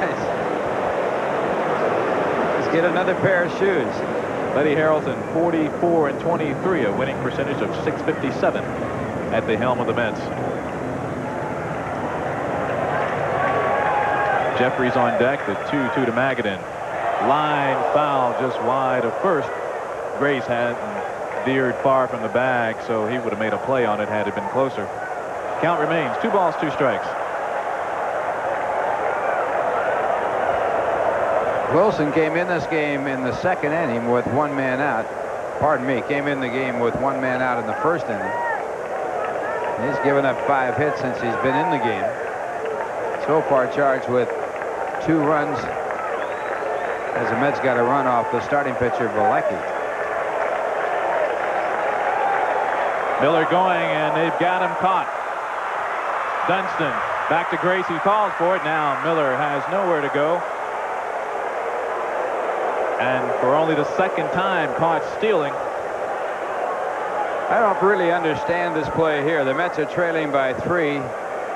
And Keith Miller picked off at first base, and an easy out right here. The Mets really have to sit back a little bit, I would think, in this situation. But the pickoff there, I could understand a hit and run play. But on a straight steal like that, Keith Miller picked off at first, so they lose a very valuable base runner. Especially with a guy like Magadan, who walks a lot, and you need base runners in this situation. Magadan with a lot of walks, and of course you got your 3 and 4 hitters coming up after Magadan, so that's a bad base running play in my book. On deck batter Greg Jeffries, but Magadan would have to get on to force the third place hitter to the plate.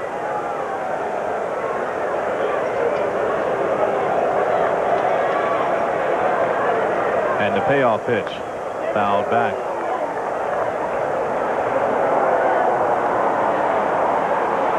Wilson stands to win his 4th game against 7 losses if the Cubs should hang on.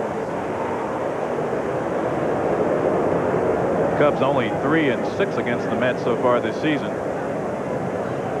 1-4 at Wrigley, and 2 out of 3 here as Magadan skies at the left center field. Walton over, and Jerome puts it away for out number 3. So after an hour and 30-minute rain delay, the Mets do pull within 3, scoring 2 in the bottom of the 4th, and now trail 6-3 as we go to the 5th.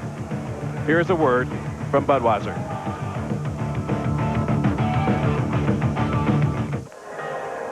New pitcher in the ball game for the Mets, Julio Machado. Whitehurst going out of the game for pinch hitter. Machado with a record of 4-1 and an earned run average of 3.49. 13 walks, 24 strikeouts, 26 hits, and 28 in the 3rd innings. He has no saves. Starting pitch in this game was Ron Darling. He lasted just 1 1/3 innings. Charged with 5 runs. And Whitehurst giving up 1 run on 2 hits, working 2 1/3. And Machado will face 5, 6, and 7 in Don Zimmer's order. Dwight Smith, Luis Salazar, and Sean Dunston as the Cubs bat in the top of the 5th. If you're just joining us, we had a long rain delay. Time was called at 8:37, and we resumed play at 10:10.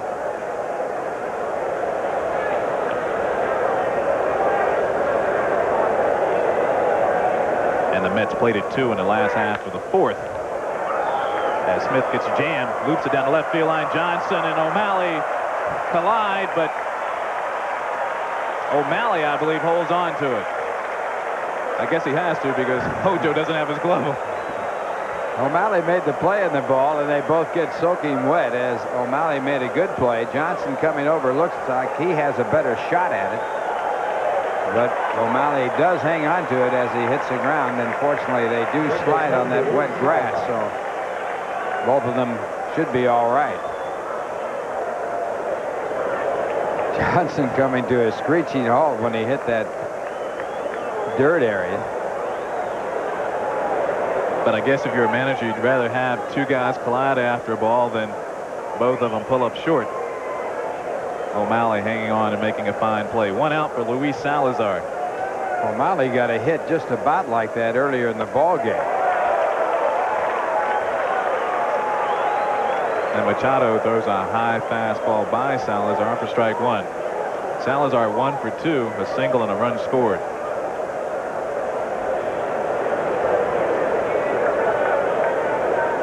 The 0-1 line deep to right field. Strawberry going back through the water and makes the one-handed grab for out number 2. Well, Salazar again hitting the ball hard. This time it's tracked down by Darryl Strawberry in right. In the 2nd inning, he singled the center off Ron Darling and got a 4-1 rally started. But Darryl here making the play on him, even though he hit that ball very well. And Salazar hitting the ball hard last night for one of only 3 Cubs hits, and it was one that left the ballpark. The only run that Sid Fernandez gave up last night in a superbly pitched game. And speaking of leaving the ballpark, Sean Dunston did for the first time, or at least his first at bat. It was for the 14th time this season, a 2-run shot, giving the Cubs a 3-1 lead at that point. And Machado was probably watching from the bullpen and decided that ball really wasn't that close, but it did serve the purpose. And every time anybody comes close after that brawl with the Philadelphia Phillies, people get excited. Dunston has a way of diving into the plate, and this time he dove a little too far. He can't believe it. Bob Davidson, umpiring at first base, rung him up. He says, man, I was getting out of the way of that ball. I didn't swing at that thing, and I got to agree with it. He's diving into the pitch and trying to get out of the way at the same time. Machado has a good fastball running in on right-handers. The 1-1 pitch, breaking ball away, and that's the previous pitch set up that hard slider. Oh, that's for sure. Cubs trying to add to their 3-run lead. However, there are 2 out. And lined O'Malley is there. And though Dunston hit it hard, O'Malley, who made a nice play earlier in the inning, finishes off the 1-2-3 Cubs 5th. When the Mets bat in the bottom of the 5th, they'll trail 6-3. Now here's a word from Nissan.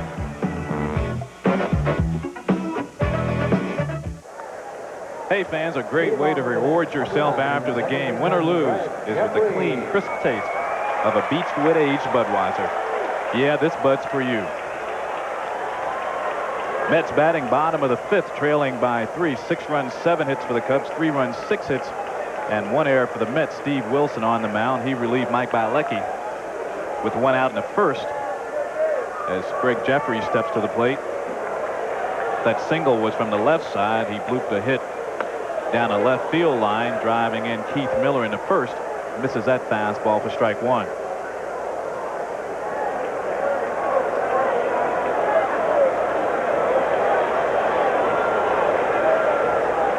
Wilson again taking something off the delivery, and he has Jefferies out front and quickly ahead of the count, 2 strikes.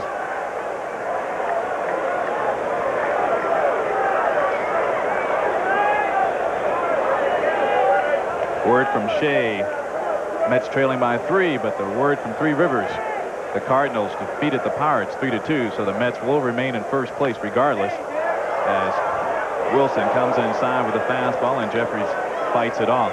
And in the Western Division of the National League, the Giants defeated Cincinnati 4-2. And the Dodgers in 10 innings defeated Atlanta 6-4.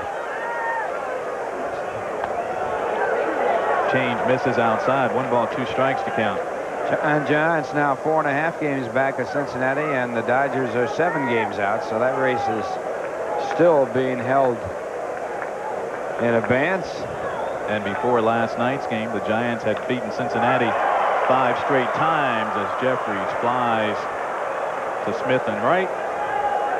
And there's 1 out in the Mets' 5th. Right fielder, Darryl Strawberry.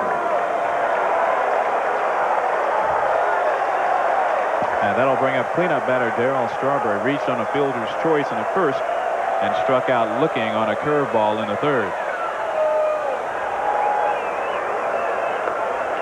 And he takes a fastball strike.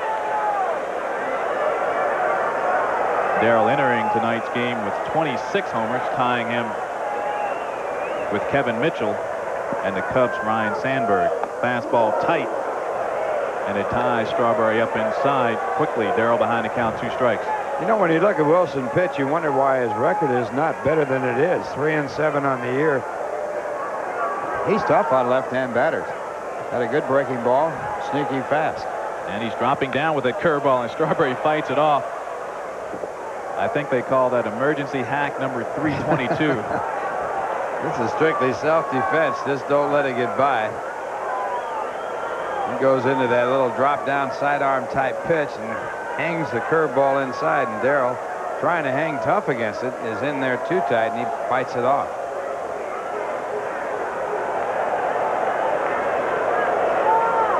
How did you handle it, Ralph, when a guy dropped sidearm on you? I left. Yeah, you probably left the ballpark, though. Fastball knee-high inside. Well, the toughest you didn't get a chance to hit against him was Ewell Blackwell, because he threw he threw like Tekulve, only he threw it about 20 miles an hour faster.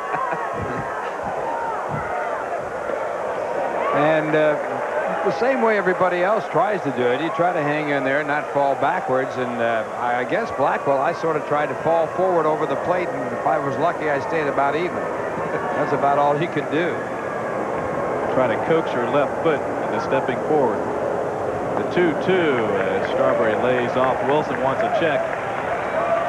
Charlie Williams, the third base umpire, says no. I think the most important thing is you got to keep the shoulder closed, and you got to just stay there and don't make your move too soon. The main thing is when they go sidearm, you start to move too soon. The payoff pitch, and Wilson gets him. Strawberry asked if that was a strike, and McSherry said yes. It was a perfect pitch and a perfect location. Shortstop, Howard. Well, right here, Wilson again coming right back with a fastball, and Darryl can't get a piece of it. And that's the second time that Wilson has struck him out. Wilson now has 5 strikeouts as he tries to go through the Mets 1-2-3, batting in the bottom of the 5th. Ironically, it would be the first 1-2-3 inning the Mets will have if he can get out. The 5th place hitter, Howard Johnson. Ojo had that bunt single that hugged the third baseline. First pitch swinging, taps it to Dunston, and there's the gun. And the Mets do go 1-2-3 in the bottom of the 5th. And after 5 complete, the Cubs hold to their 6-3 lead. Now here's a word from MetLife.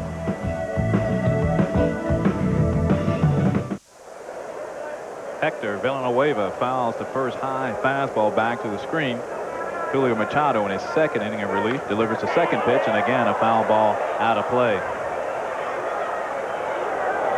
6-3, Cubs leading it. And as in his last outing, the big inning was the downfall for Ron Darling. Darling giving up 4 runs in the Cubs' second. His last outing, he gave up 5 in the second. Down the third baseline, and that should go for 2.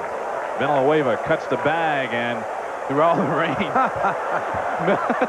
Miller threw the ball about 35 feet down the left field line. Well, he says, well, I did my best.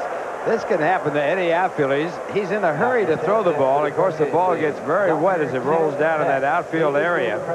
Ball deflected by O'Malley into foul territory. And no chance at all for O'Malley to get to it. And Miller coming over here, he just doesn't get a hold of it. And he throws one of the great spitballs of our time. It would have been a two-base hit anyway. No chance to get the runner at second base.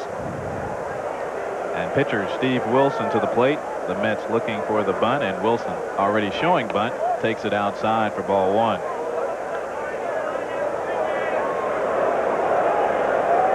Wilson walked and scored in the Cubs' 4-run second, and he grounded to short in the fourth.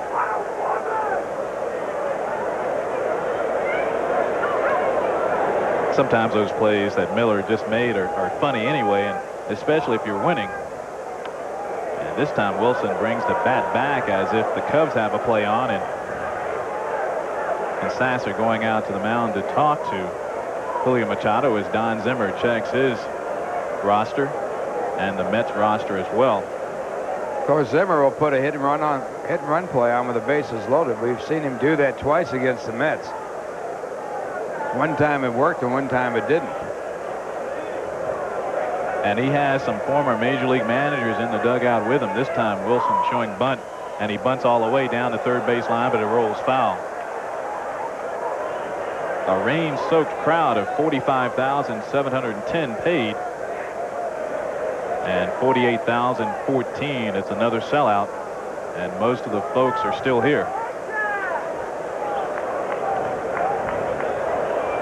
Rain delay of an hour and 23 minutes. Boy, these are diehard fans right here. In fact, when the Pirate game is being shown on the video screen here, Pirates playing at home against the St. Louis Cardinals, they were cheering the Cardinals on from the stands here in this ballpark. Villanueva running on the pitch, looped in the shallow left center field. Boston coming up quickly, and he'll have an easy double play as Jeffrey steps on the bag, and they're two away. Well, nothing Villanueva could do. He was running with the pitch, and no matter what happened, I don't believe he could have ever gotten back. He didn't know where the ball was. That was the only thing that he did wrong. But the runner going, and Wilson swinging away. As we said, Zimmer will do anything. Wilson gets a pretty good piece of it, but it's caught by Darrell Boston, and Villanueva is all the way around third at this point, and an easy double play. Good job of hitting by Wilson. Well, that's a nice job for a pitcher right there. Especially a guy who doesn't always start. Now Wilson's getting Popeye's attention, or vice versa, as Walton takes a fastball inside. Look at those eyes. Popeye is definitely upset. Now, what could he be mad about? Because if it were a hit and run play, you can't fault him for hitting the ball in the air. It had to be that he missed the sign, and it was a bunt play, a bunt and run play. Walton taking inside, 2-0 the count. That's one of my former managers. Yeah, Zim can get in your face. Hard-nosed ball player, the first third baseman that ever played for the New York Mets. The 2-0 pitch low, 3-0 the count. But I have to say, in a little over 8 years, I had 8 different managers, and he is my favorite. I can't think of anybody that parallels him for reasons that I'll get to in a moment. 3-1 to count to Walton. It's so easy in this profession, Ralph, because you have more people than positions, that a lot of managers will speak out of the side of their mouths and tell one thing to one player and another thing to another. But I thought Zimmer told it to you about as straight as it could be told, as Walton takes a 3-0 pitch inside. Machado's first walk. This is his second inning of relief. And now he's talking to Dick Pole, the pitching coach. You've got to get those pitchers out early. Work on those signs. That's what it had to be all about, because you certainly couldn't fault him for hitting the ball in the air. I mean, nobody's that good that you can hit the ball on the ground all the time. Especially a guy like Wilson, who's not going to get a lot of at-bats during the season. I don't think Wilson said, yeah, but I did a pretty good job of faking the bunt and hitting the ball. I think he just said, yes, sir, yes, sir. That'll bring up number 2 hitter Ryne Sandberg. Rhino having another MVP type year. 310, 26 homers, 67 runs batted in. Driving in 66 and 67 tonight on a 2-run triple. Remember when Suter was in his prime, nobody could touch him, and Sandberg, I should say, hit one to tie the game off Suter, and then in extra innings hit one to beat him. That to me was one terrific hitting feat. 2 home runs. And he finds another hole as Miller sloshes through the rain. Cubs at first and second, 2 out. And that'll bring up Mark Grace. Bob Ojeda up and warming in the Mets bullpen. First baseman Mark Grace.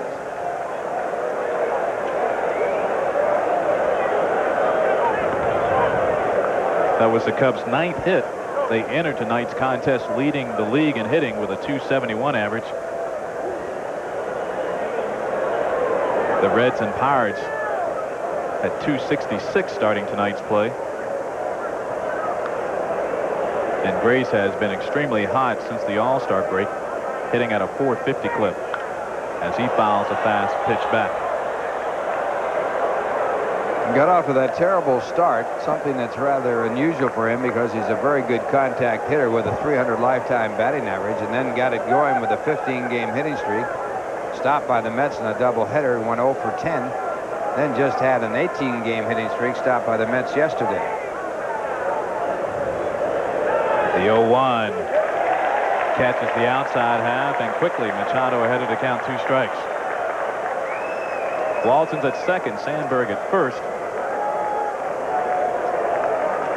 Cubs trying to pad their 3-run lead.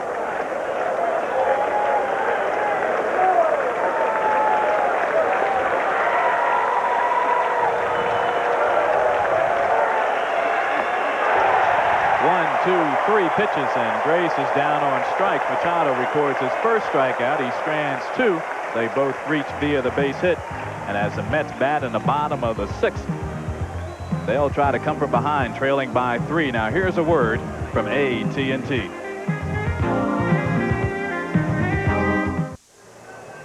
Mets batting in the bottom of the 6th. They'll send Sasser, Boston, and O'Malley to face Steve Wilson. Wilson in his 5th inning of relief.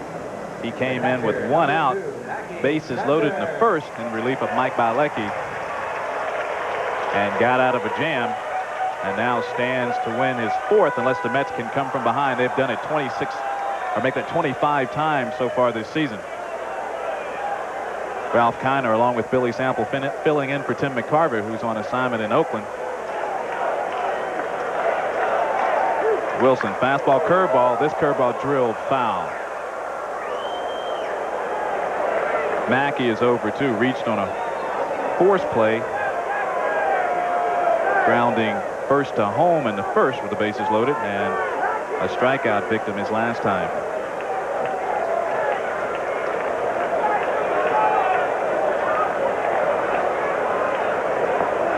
And a good change. I was saying before the break why Don Zimmer is one of my favorites, because he tells it to you, I thought, in my opinion, is as straight as it could be told. I have a case in point. 1982, the Mets are making a trade, trading one of their incumbent outfielders for a long time, Lee Mazzilli, to make room for Mookie Wilson. Fastball misses outside. Makes a trade to the Rangers for Ron Darling and Walt Terrell. I remember asking, well, where's he going to play, he, Mazzilli? And then the next day I found out. Zimmer calls me into the office. The 1-2 curveball just missed, and that may have fooled McSherry as Wilson fell off the mound. Actually, Wilson falling down may have fooled McSherry as the count evens at 2. Now this is the replay of that last pitch. Wilson coming off sideways and losing his balance as he slips in the mound. And I think you're right. I think that got McSherry's attention more than the pitch. Pitch looked like it was a strike. Well, let's see if he'll come back with the curveball. Villanueva sets up outside, and the fastball's foul down the left field line, and it's slicing foul. Anyway, Zimmer calls me into the office. They make this deal, and I find out the next day exactly where Mazzilli's going to play, and it's in my spot. And Zim goes into his days when he played for the Dodgers, and having to fight for playing time, and I really respected that. It wasn't what I always wanted to hear, but I have to admire him for saying it as straight as it could be told, as Sasser chases a high fastball and comes up empty. Strikeout number 6 for Wilson. Here's a scoring recap. Top of the first, an RBI single by Clark, and the Cubs lead 1-0. Bottom of the first, the Mets get a run back and a single by Jeffries. A bloop base hit the left field. In the top of the second, Dunstan's 2-run homer and Sandberg's 2-run triple made it a 5-1 ball game. And the top of the fourth, an RBI single by Grace. 6-1 Cubs. And the Mets coming back and picking up 2 in the bottom of the fourth inning. And this man scoring one of those 2, Darrell Boston, single to right, leading off that inning and scoring. This time flies it high down the right field line, but Smith should get there, and Dwight does for out number 2. Keith Miller driving in the 2 runs the Mets picked up in the fourth inning with a single to right field. But I have to ask, what did you guys do to Lee Mazzilli? I think he never envisioned playing, and I know Lee fairly well, never envisioned playing outside of New York. And by the time he got to Texas, I think it was culture shock for him. You know, that trade, it was a tough trade to make for Frank Cashen because Mazzilli was popular here, and of course this was his hometown. That trade was a big trade for the New York Mets because they got Ron Darling and Walt Terrell, and they got Howard Johnson for Walt Terrell. And Darling has been an outstanding pitcher for the Mets, even though he did get knocked out of the box here in this ball game today. He has a record of 91 wins and 61 losses in the majors, and of course everybody knows what Howard Johnson's meant to the Mets. High fly again to right field. Smith under it. He records his second consecutive putout. And the Mets go quietly 1-2-3 in the bottom of the 6th. And after 6, the Cubs have 6. The Mets have 3. Now here's a word from General Electric.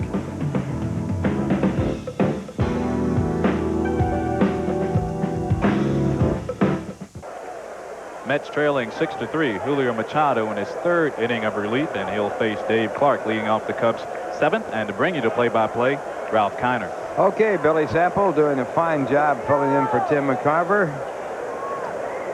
Billy 1 for 1 as a broadcaster for the Mets, and there's the first pitch by Machado, and it's hit on the ground through the infield by Dave Clark, and the Cubs come right back.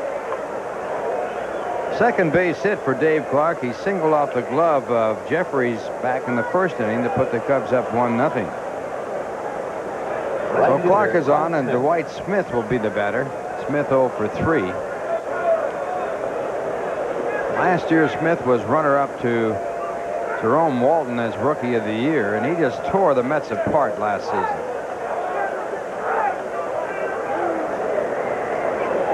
And he keeps having to play around trade rumors. Pretty good-looking ball player. Last year against the Mets, he hit .415 with 3 home runs. Rumor had him going to the Yankees for Andy Hawkins earlier in the year. Unusual to hear a second-year player who had such a fine first year being mentioned in trade talks all the time.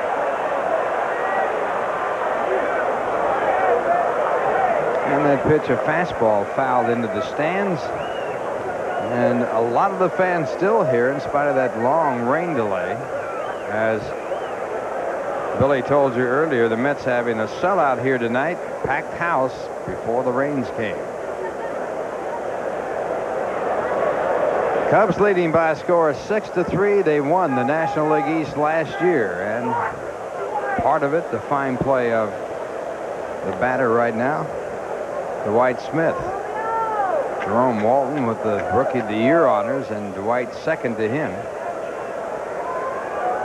Lloyd McClendon also a great year for the Cubs last year. This year having a very poor season. And it's hit hard, and a great stop by Johnson as he catches that ball in the air. That's another outstanding play at short for Johnson in the last 2 days. 2 of them yesterday, and this one right here. Bojo has simply sparkled in the field the last 2 games. He had caught it and held on to it. He was trying to transfer the ball from his glove to his bare hand when he lost the grip. And Clark had started. Now he hustles back. So the out is made by Howard Johnson. Clark still at first base, and the batter will be Luis Salazar, 1 for 3 in tonight's ball game. He takes a pitch for ball 1. Salazar started the 4-1 rally in the second for the Cubs with a single up the middle off Ron Darling.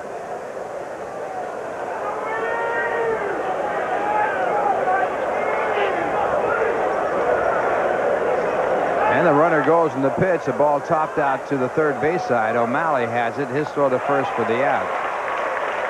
And Clark moving on down to second on the hit and run play. This copyrighted telecast is authorized under television rights granted by the New York Mets solely for the entertainment of our audience. Any publication, reproduction, or use of the pictures, descriptions, and the accounts of this game without the express written consent of the New York Mets and Sterling Doubleday Enterprises, LP, and WWOR-TV is prohibited. Any commercial or other use of the program, such as by charging admission for its showing, is similarly prohibited. And with 2 men out in the top of the 7th, the Cubs leading 6-3. The batter will be Sean Dunston, whose 2-run home run in the second put the Cubs up 3-1. Dunston 1 for 3 tonight. And the first pitch by Machado, a fastball in there, a called strike. Dunston now with 14 home runs.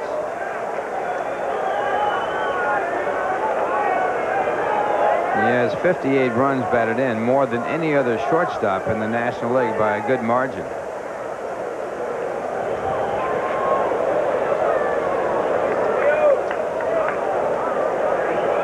The 1-strike pitch, again the fastball, and Machado out in front with a 2-strike count. And as they would say in Chicago, the Shawnometer is up to 287. I think Shawnometer sounds a lot better than Shawnometer, but I agree with you. Nobody asked me. You got to ask Harry Carey. He was the king in that town. The announcer for the Cubs for many, many years got his start with the St. Louis Cardinals. Here's the 2-strike pitch and the fastball again. This time Dunston gets a piece of it but fouls it off to the right side. So the count stays at strike 2. The last time up, Machado gave Dunston fastballs inside, possibly opening up the plate for this plate appearance, as he has tried to stay away from Dunston, maybe just letting him know the last time up that he could come inside, and now he'll go outside to try to get him out. Again, the 2-strike pitch, and it's again outside, and again it's fouled off. And there's the king of Rush Street, Harry Carey. Venerable announcer in the Hall of Fame of broadcasters. Started broadcasting in the major leagues in 1946 for the St. Louis Cardinals. Spent a little time with the White Sox before going across town to Chicago. And also with Oakland for a while, and that fastball just does miss, and it's 1-2. Where I think he's reached the zenith of his popularity with the Cubs. Absolutely. He and Ernie Banks are sort of Mr. Cub. 1-2 the count, and the curveball, and Dunston just does get a piece of it as he's fooled completely on the pitch. And that's when you're having a good year, when you can foul off those pitches like that. Machado going with the fastball. The previous pitch just missed outside, making the hitter aware that that pitch was close, and if you throw it there again, it might be a strike, and then trying to get Dunston to chase the slider in the same location. 1 ball, 2 strikes to count to Dunston. Cubs leading 6-3. We're in the 7th inning, and the fastball low, and it's 2-2. Tomorrow, the final game of this series, and it will be Frank Viola on the mound for the Mets with a record of 15-6 against the newcomer for the Cubs, having a great year, Mike Harkley. Harkley 10-5. A 2-2 pitch, and again the slider, and it's fouled off again. Should see a couple of Cy Young candidates in the next couple of days. Viola pitching tomorrow. Ramon Martinez will pitch one of those games when the Dodgers come into town starting Tuesday. If they had the vote right now, I think Martinez would win it. He's leading the league in strikeouts. Has a low ERA, though Viola leads the league in earned run average. Also in there is Draybeck of the Pittsburgh Pirates. Doug having a fine season too. And this one blooped into right center field. Here comes Strawberry. He can't hold. The only thing is you get wet. Your spikes aren't allowed to dig in when it's wet like that. Mark Carrion, the pinch hitter for the Mets, and this ball hit the deep left field. It's way back, going, and caught at the wall.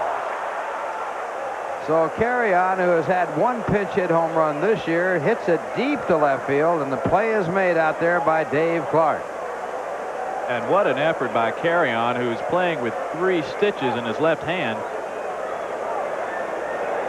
Left fielder. And he Keith backs Miller. Smith, or backs Clark up against the wall for out number 1. Carrion injured that hand last night when he was hit by the pitch by Greg Maddux. And that's not an easy thing to do, to turn on it. It's not in the palm of the hand, but it's still on the left side of the hand, and you have to use that top hand to swing. And now the batter is Keith Miller, who drove in the Mets' last 2 runs with a single to right field, batting after the long rain delay, and he takes the first pitch for strike 1. Steve Wilson still in the ball game. He came in the game in the first inning as a relief pitcher. And that pitch a fastball, and it's inside, 1 ball, 1 strike. When your hands are hurt, it's almost impossible to hit. One of the more remarkable things I've seen in sport. I happen to be a teammate of Dale Murphy the time in Atlanta, in which he had 8 or 9 stitches in his hand and pinch hit a home run off Doc Gooden.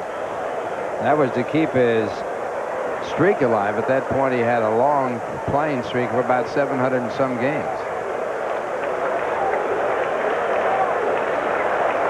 Ninth pinch hit home, I should say 9th inning home run as a pinch hitter.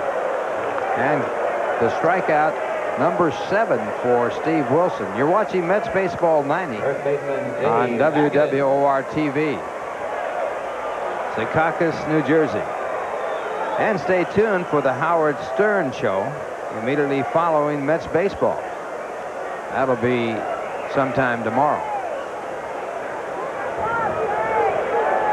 Now the batter, Dave Magadan. Magadan 0 for 2 with a walk, and he takes a pitch for ball 1. A fastball.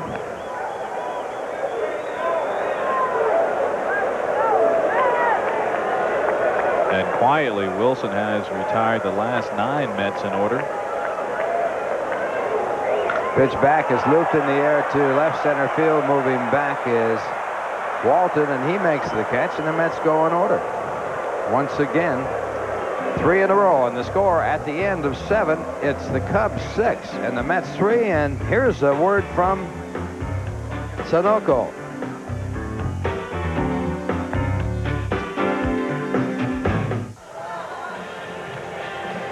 Well, a new pitch in the game for the Mets, Bob Ojeda.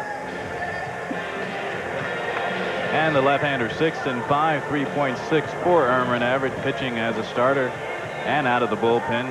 99 hits and 96.1 innings, 57 strikeouts, and 30 bases on balls.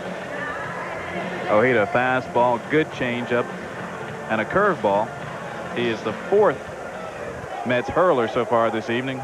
Darling started with an inning and a third, giving up 5 runs, 4 earned. Whitehurst came in pitching 2 2/3, giving up a run, and Machado pitched 3 scoreless innings. And now Ojeda, and he'll face Hector Villanueva. Hector 1 for 3 tonight. And the first pitch grounded out to the shortstop side. O'Malley with a good play to cut it off, and the out is made at first base. And in the National League, good news from Pittsburgh. The Cardinals win 3-2, 4-4 in Montreal. Phillies and Expos in the 10th. San Francisco defeated Cincinnati, pulling within 4.5, 4-2. The Dodgers defeating Atlanta in extra innings 6-4, and San Diego and Houston tied at 3. Padres batting at the top of the 9th. And right here, it's the Cubs 6, the Mets 3 in the top of the 8th. 1 man away. And we have Domingo Ramos as a pinch hitter for Steve Wilson. Wilson came in the game as a relief pitcher, and he came in the game with 1 man out in the first inning. So I would have to guess, not having the records in front of me, that he will have the longest relief appearance of the year, at least up to this point. I don't know if anybody has given up that many runs without retiring a batter and staying around long enough to pick up the W. Of course, your club has to come from behind and win, which they did, or they're doing at the moment. Ramos, another very versatile player that Don Zimmer has to choose from, as Salazar can play a few positions, as Curtis Wilkerson, who's on the bench, can play a few positions. Came up as a shortstop and moved to second base early in his career as he takes ball 4. Ramos hitting .218, and he walks. And in the junior circuit, Toronto 7-4 over Minnesota. Texas 7-5 over the White Sox. Mark McGwire had a big day as Oakland routed the Yankees 10-1. Cleveland 13-4 over Detroit. Milwaukee leading Kansas City by 5 in the 9th. Baltimore trailing California by 1 in the 3rd. And Boston and Seattle scoreless in the 1st on the Nissan American League scoreboard. Toss to first base. Ramos back. Jerome Walton, the batter, 2 for 3 in this game with a walk. Now hitting .276 for the year. He has 1 home run. And this pitch, a fastball, fouled away.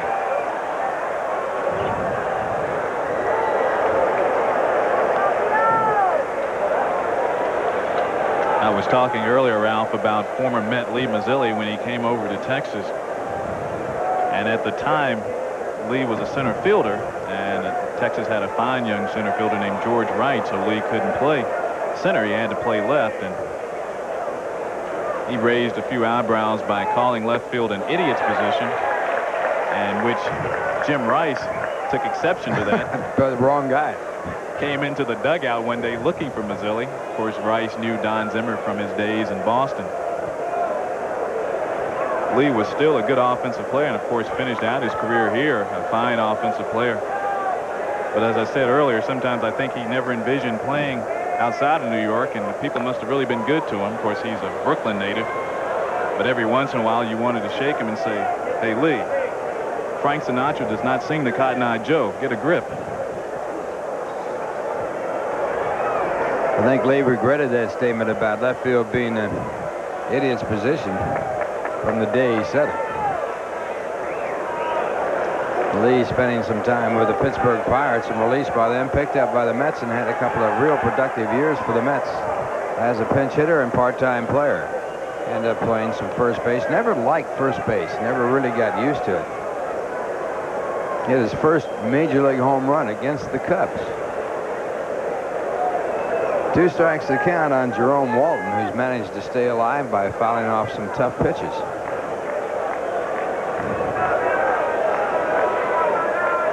And a throw to first base.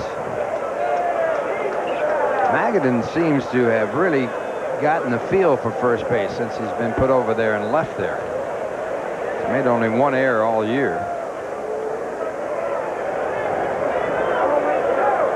Seems very comfortable there now, the way he catches the ball, and he seems relaxed, and he has settled in. And you don't hear people mentioning Keith Hernandez in every breath when they talk about first base now. Tough man to follow. Probably the best fielding first baseman I ever saw.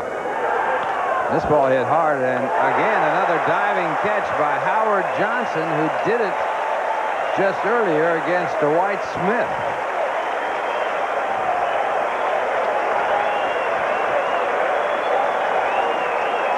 Hoja went to his left, now to his right. Diving, giving you an all-out effort.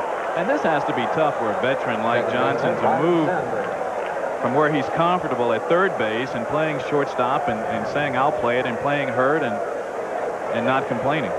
And he has certainly made some fine plays the last couple of nights. He has played hurt all year. He's had a bad shoulder. So 2 men away on that brilliant catch, and it brings up Ryne Sandberg, who has had a big night. 2 for 3 with a triple and 2 runs batted in.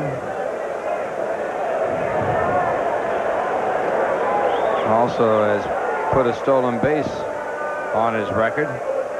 He gets a breaking ball inside for ball 1. Sandberg hitting .311 on the year with 26 home runs, 67 RBIs. the MVP in the National League in 1984 when the Cubs won the National League East. The 1-0 pitch, and Sandberg bounces it out to third. O'Malley makes a good pickup on the short hop. The toss to first retires the side. So a walk and one left, and the score at the end of 7.5 innings. It's the Cubs 6, the Mets 3, and now here's a word from Nike.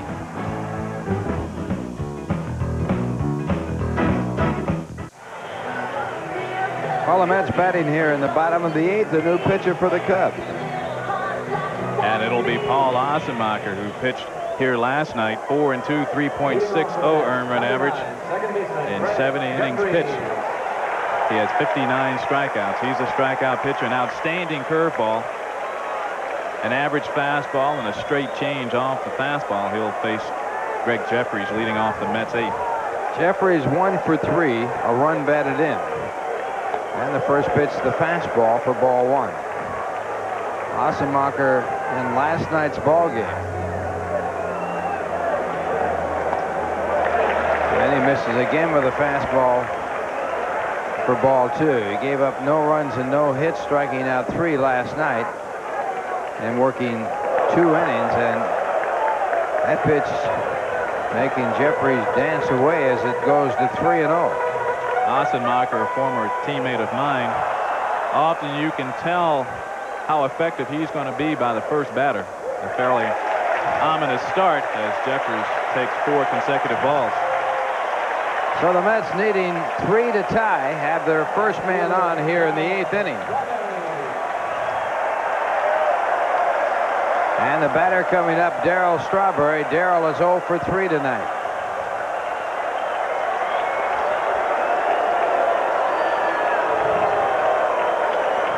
As a reliever, Assenmacher has struggled finding his consistency, or I should say as a pitcher, because he has only 1 start.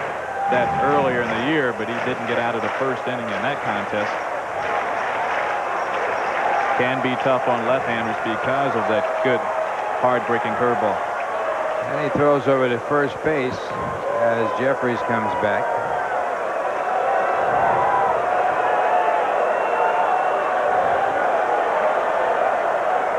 And again, he goes over there, and those are really unnecessary throws.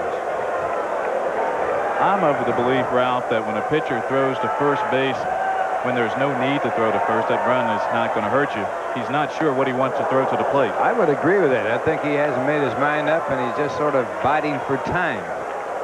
There's strike 1 to Strawberry.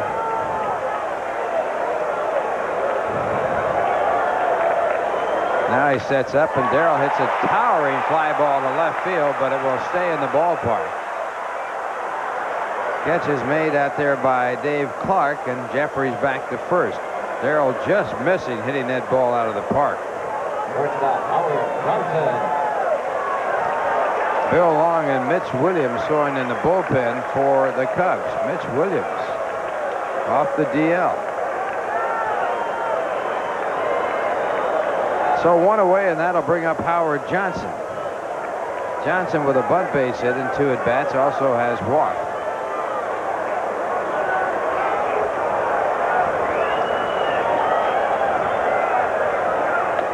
Fastball for ball 1. Johnson hitting .243 with 17 home runs, 61 RBIs. He's hitting .265 lifetime against the Cubs with 20 home runs.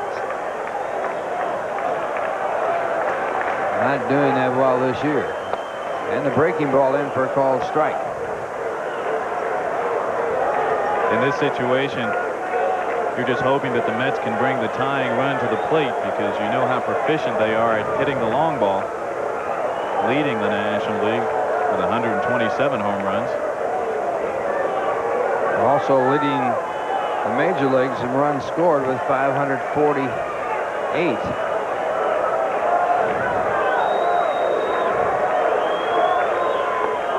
And Johnson can't make contact, and it's 1-2. Johnson struggling from the right-hand side of the plate, and mainly due to the fact he's had a bad shoulder. He's hitting .200 with 4 home runs, batting right-handed. And you know the curveball is going to be a pitch of reckoning for Assenmacher. Misses with a fastball. It's 2-2. If he caught the inside corner on that pitch, fine. If not, it sets up this pitch, which most likely will be the curveball.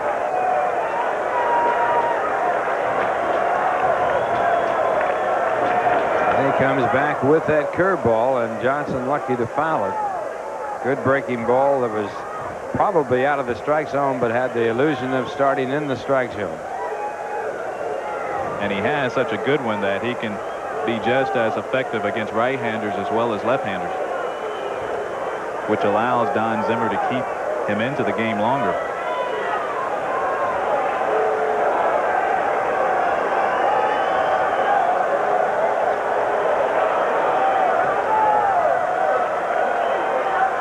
Two balls, 2 strikes to count. And it's grounded foul as Johnson's way out in front. That keeps the count at 2-2.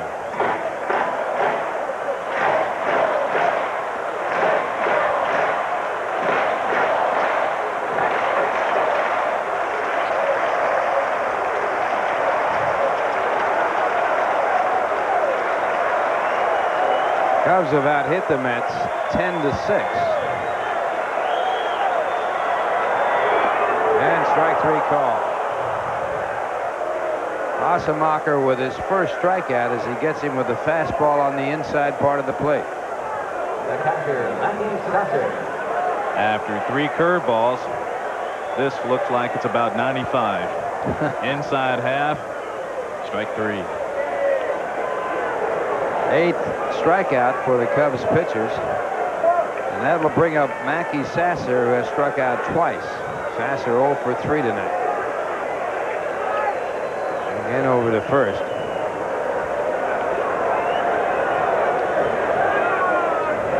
Well, Mackey said he wants to play every day against lefties as well as right-handers. And this is a big test. Good That's curveball. Big curveball. This is a good test. So far against left-hand pitchers in this game, he has struck out twice in 3 at-bats. 1 strike to count. This ball hit down the right side in foul territory. And it will be out of reach and out of play. So Jeffries back to first. And the count is strike 2 on Sasser.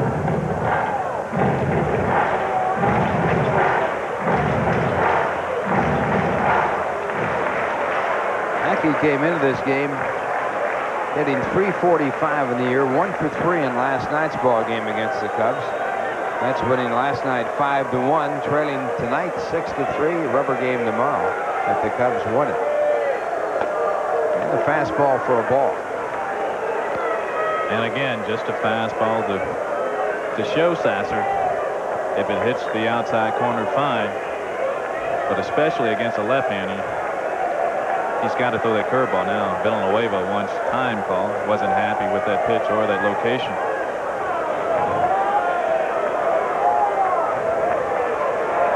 And now the pitch, and it is the curve, and Sasser struck out for the 3rd time in this ball game.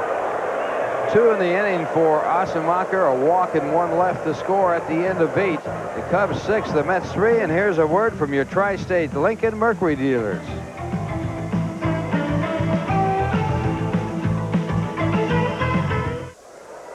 Top of the 9th inning, the Cubs leading 6-3. The leadoff batter for Chicago will be Mark Grace.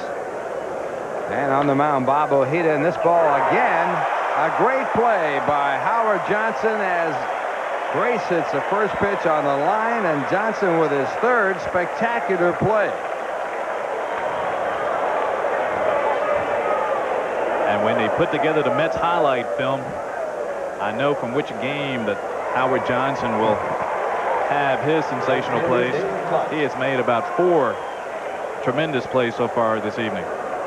And 1 away as Ojeda gets the help of Howard Johnson, and that'll bring up Dave Clark. Clark with 2 hits and 4 at-bats, and the breaking ball a called strike. Clark hitting .285, 4 home runs, 19 runs batted in. undefeated as an amateur boxer, right? 26-0. Here's the one-strike pitch and the breaking ball. 1 ball, 1 strike.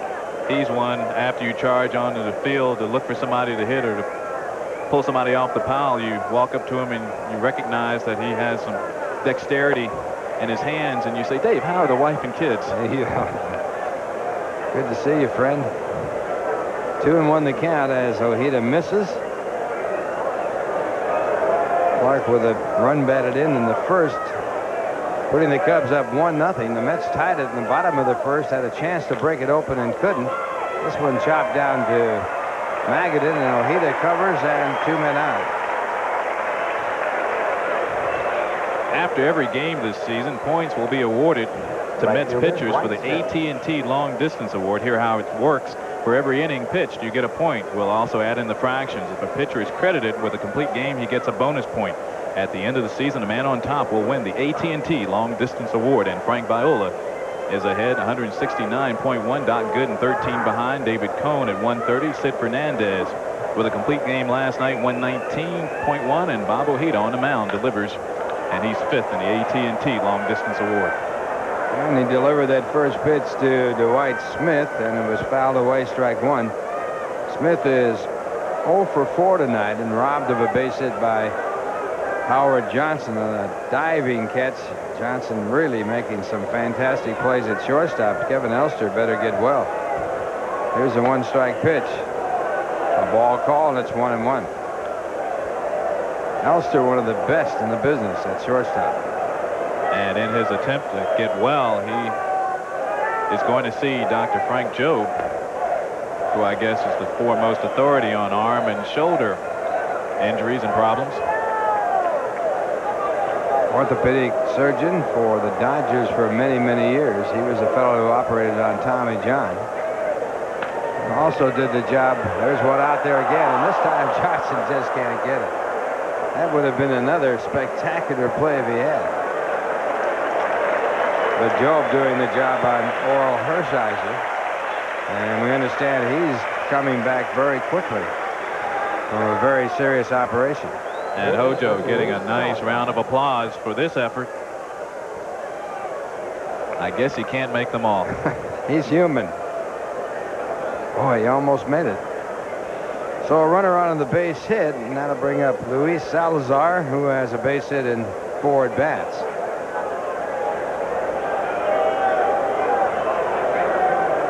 First hit given up by Ojeda.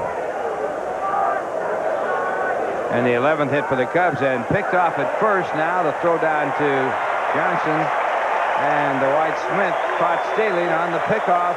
That ends the inning. 1 hit, no one left on base. The score at the end of 8.5 innings. The Cubs 6, the Mets 3, and here's a word from AT&T.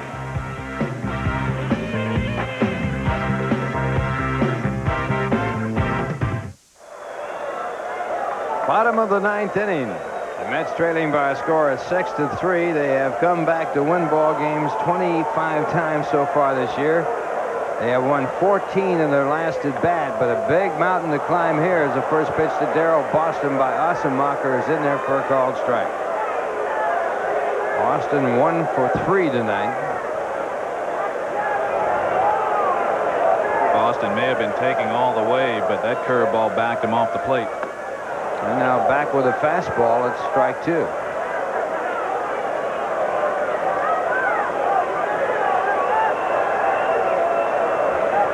Cubs 6 runs on 11 hits. They made no errors. The Mets have 3 runs on 6 hits. They made 1.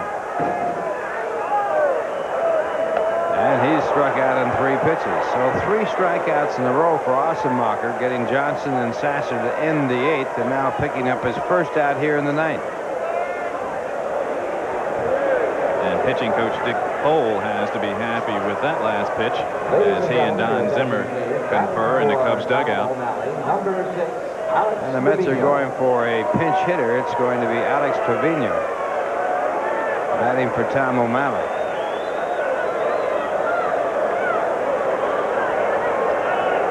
And the first pitch is low for ball 1. Trevino acquired from, actually picked up as Houston released him. And he hits a ground ball up the middle, and it's a base hit. So the Mets finally crack through on Osemacher, and they get a man on the bottom of the 9th inning. They need another to bring the tying run to the plate.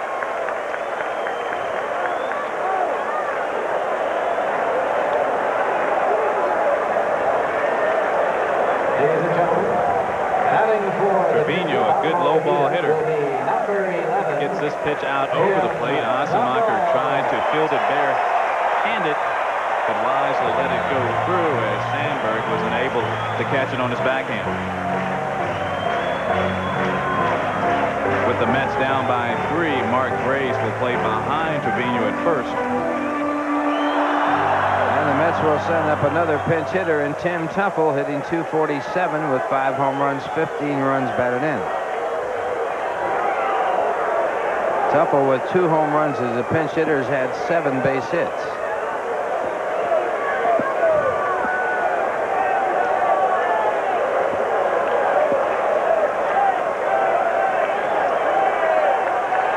Teufel needs to get on to bring the tying run to the plate. And now Osemacher taking too much time at Trevino at first base. Goes back to the bag, and Teufel stepping out of the batter's box. And the first pitch is swung on and grounded foul at strike 1. Teufel hitting .350 as a pinch hitter with 8 runs batted in to go with his 2 home runs. His most dramatic, a pinch hit 2-out 9th inning home run against Montreal that tied the game at 4. Mets went on to win it in extra innings 6-4 over Montreal. And a swing and a miss, strike 2. And I don't believe the Expos have recovered since that dramatic home run by Teufel. They have really started to slide. Right now they're playing an extra inning ball game against the Phillies in Montreal. They're in the bottom of the 12th, tied at 4.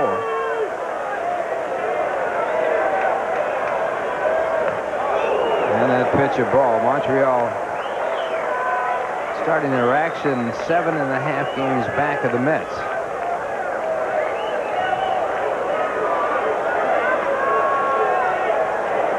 One ball, 2 strikes the count.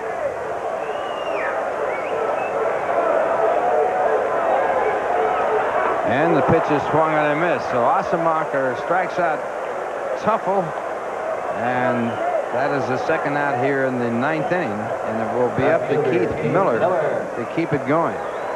Well, this is a big league curveball, and Osemacher, as we said earlier, has a good one. Looks like a fastball until the last minute, and you can see the drop on it. Keith Miller, the batter, is 1 for 3 tonight with a walk and a run scored. He has an idea about bunting, takes the curveball for ball 1. Salazar at third base playing in tight to guard against the possibility of the bunt. Not a bad idea if he can get it by the pitcher. Osemacher doesn't feel particularly well. Grace was playing behind Trevino at first, and Sandberg playing deep at second. And the pitch is swung on and grounded foul. The count 1 ball and 1 strike. The Mets have used up 26 of their outs in this ball game.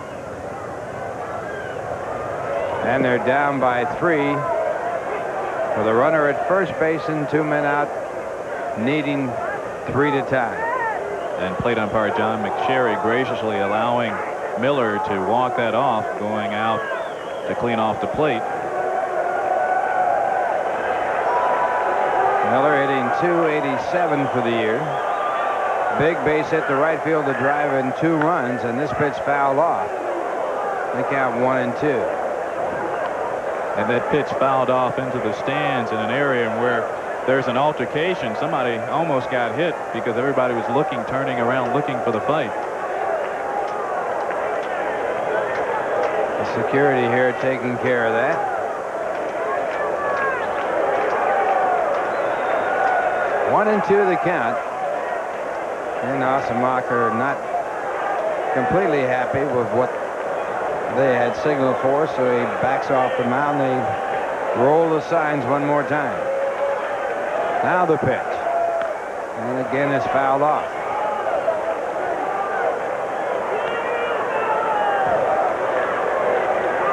As Osemacher has done so effectively to 4 Mets hitters, the 4 that he has struck out in the last 2 innings. He'll try with the fastball. If he misses, okay, he's ahead of the count 1-2. But he misses with the fastball, he'll come back with the curveball. Again, the 1-2 pitch, and it's high, so the count 2-2. Mets hope still alive.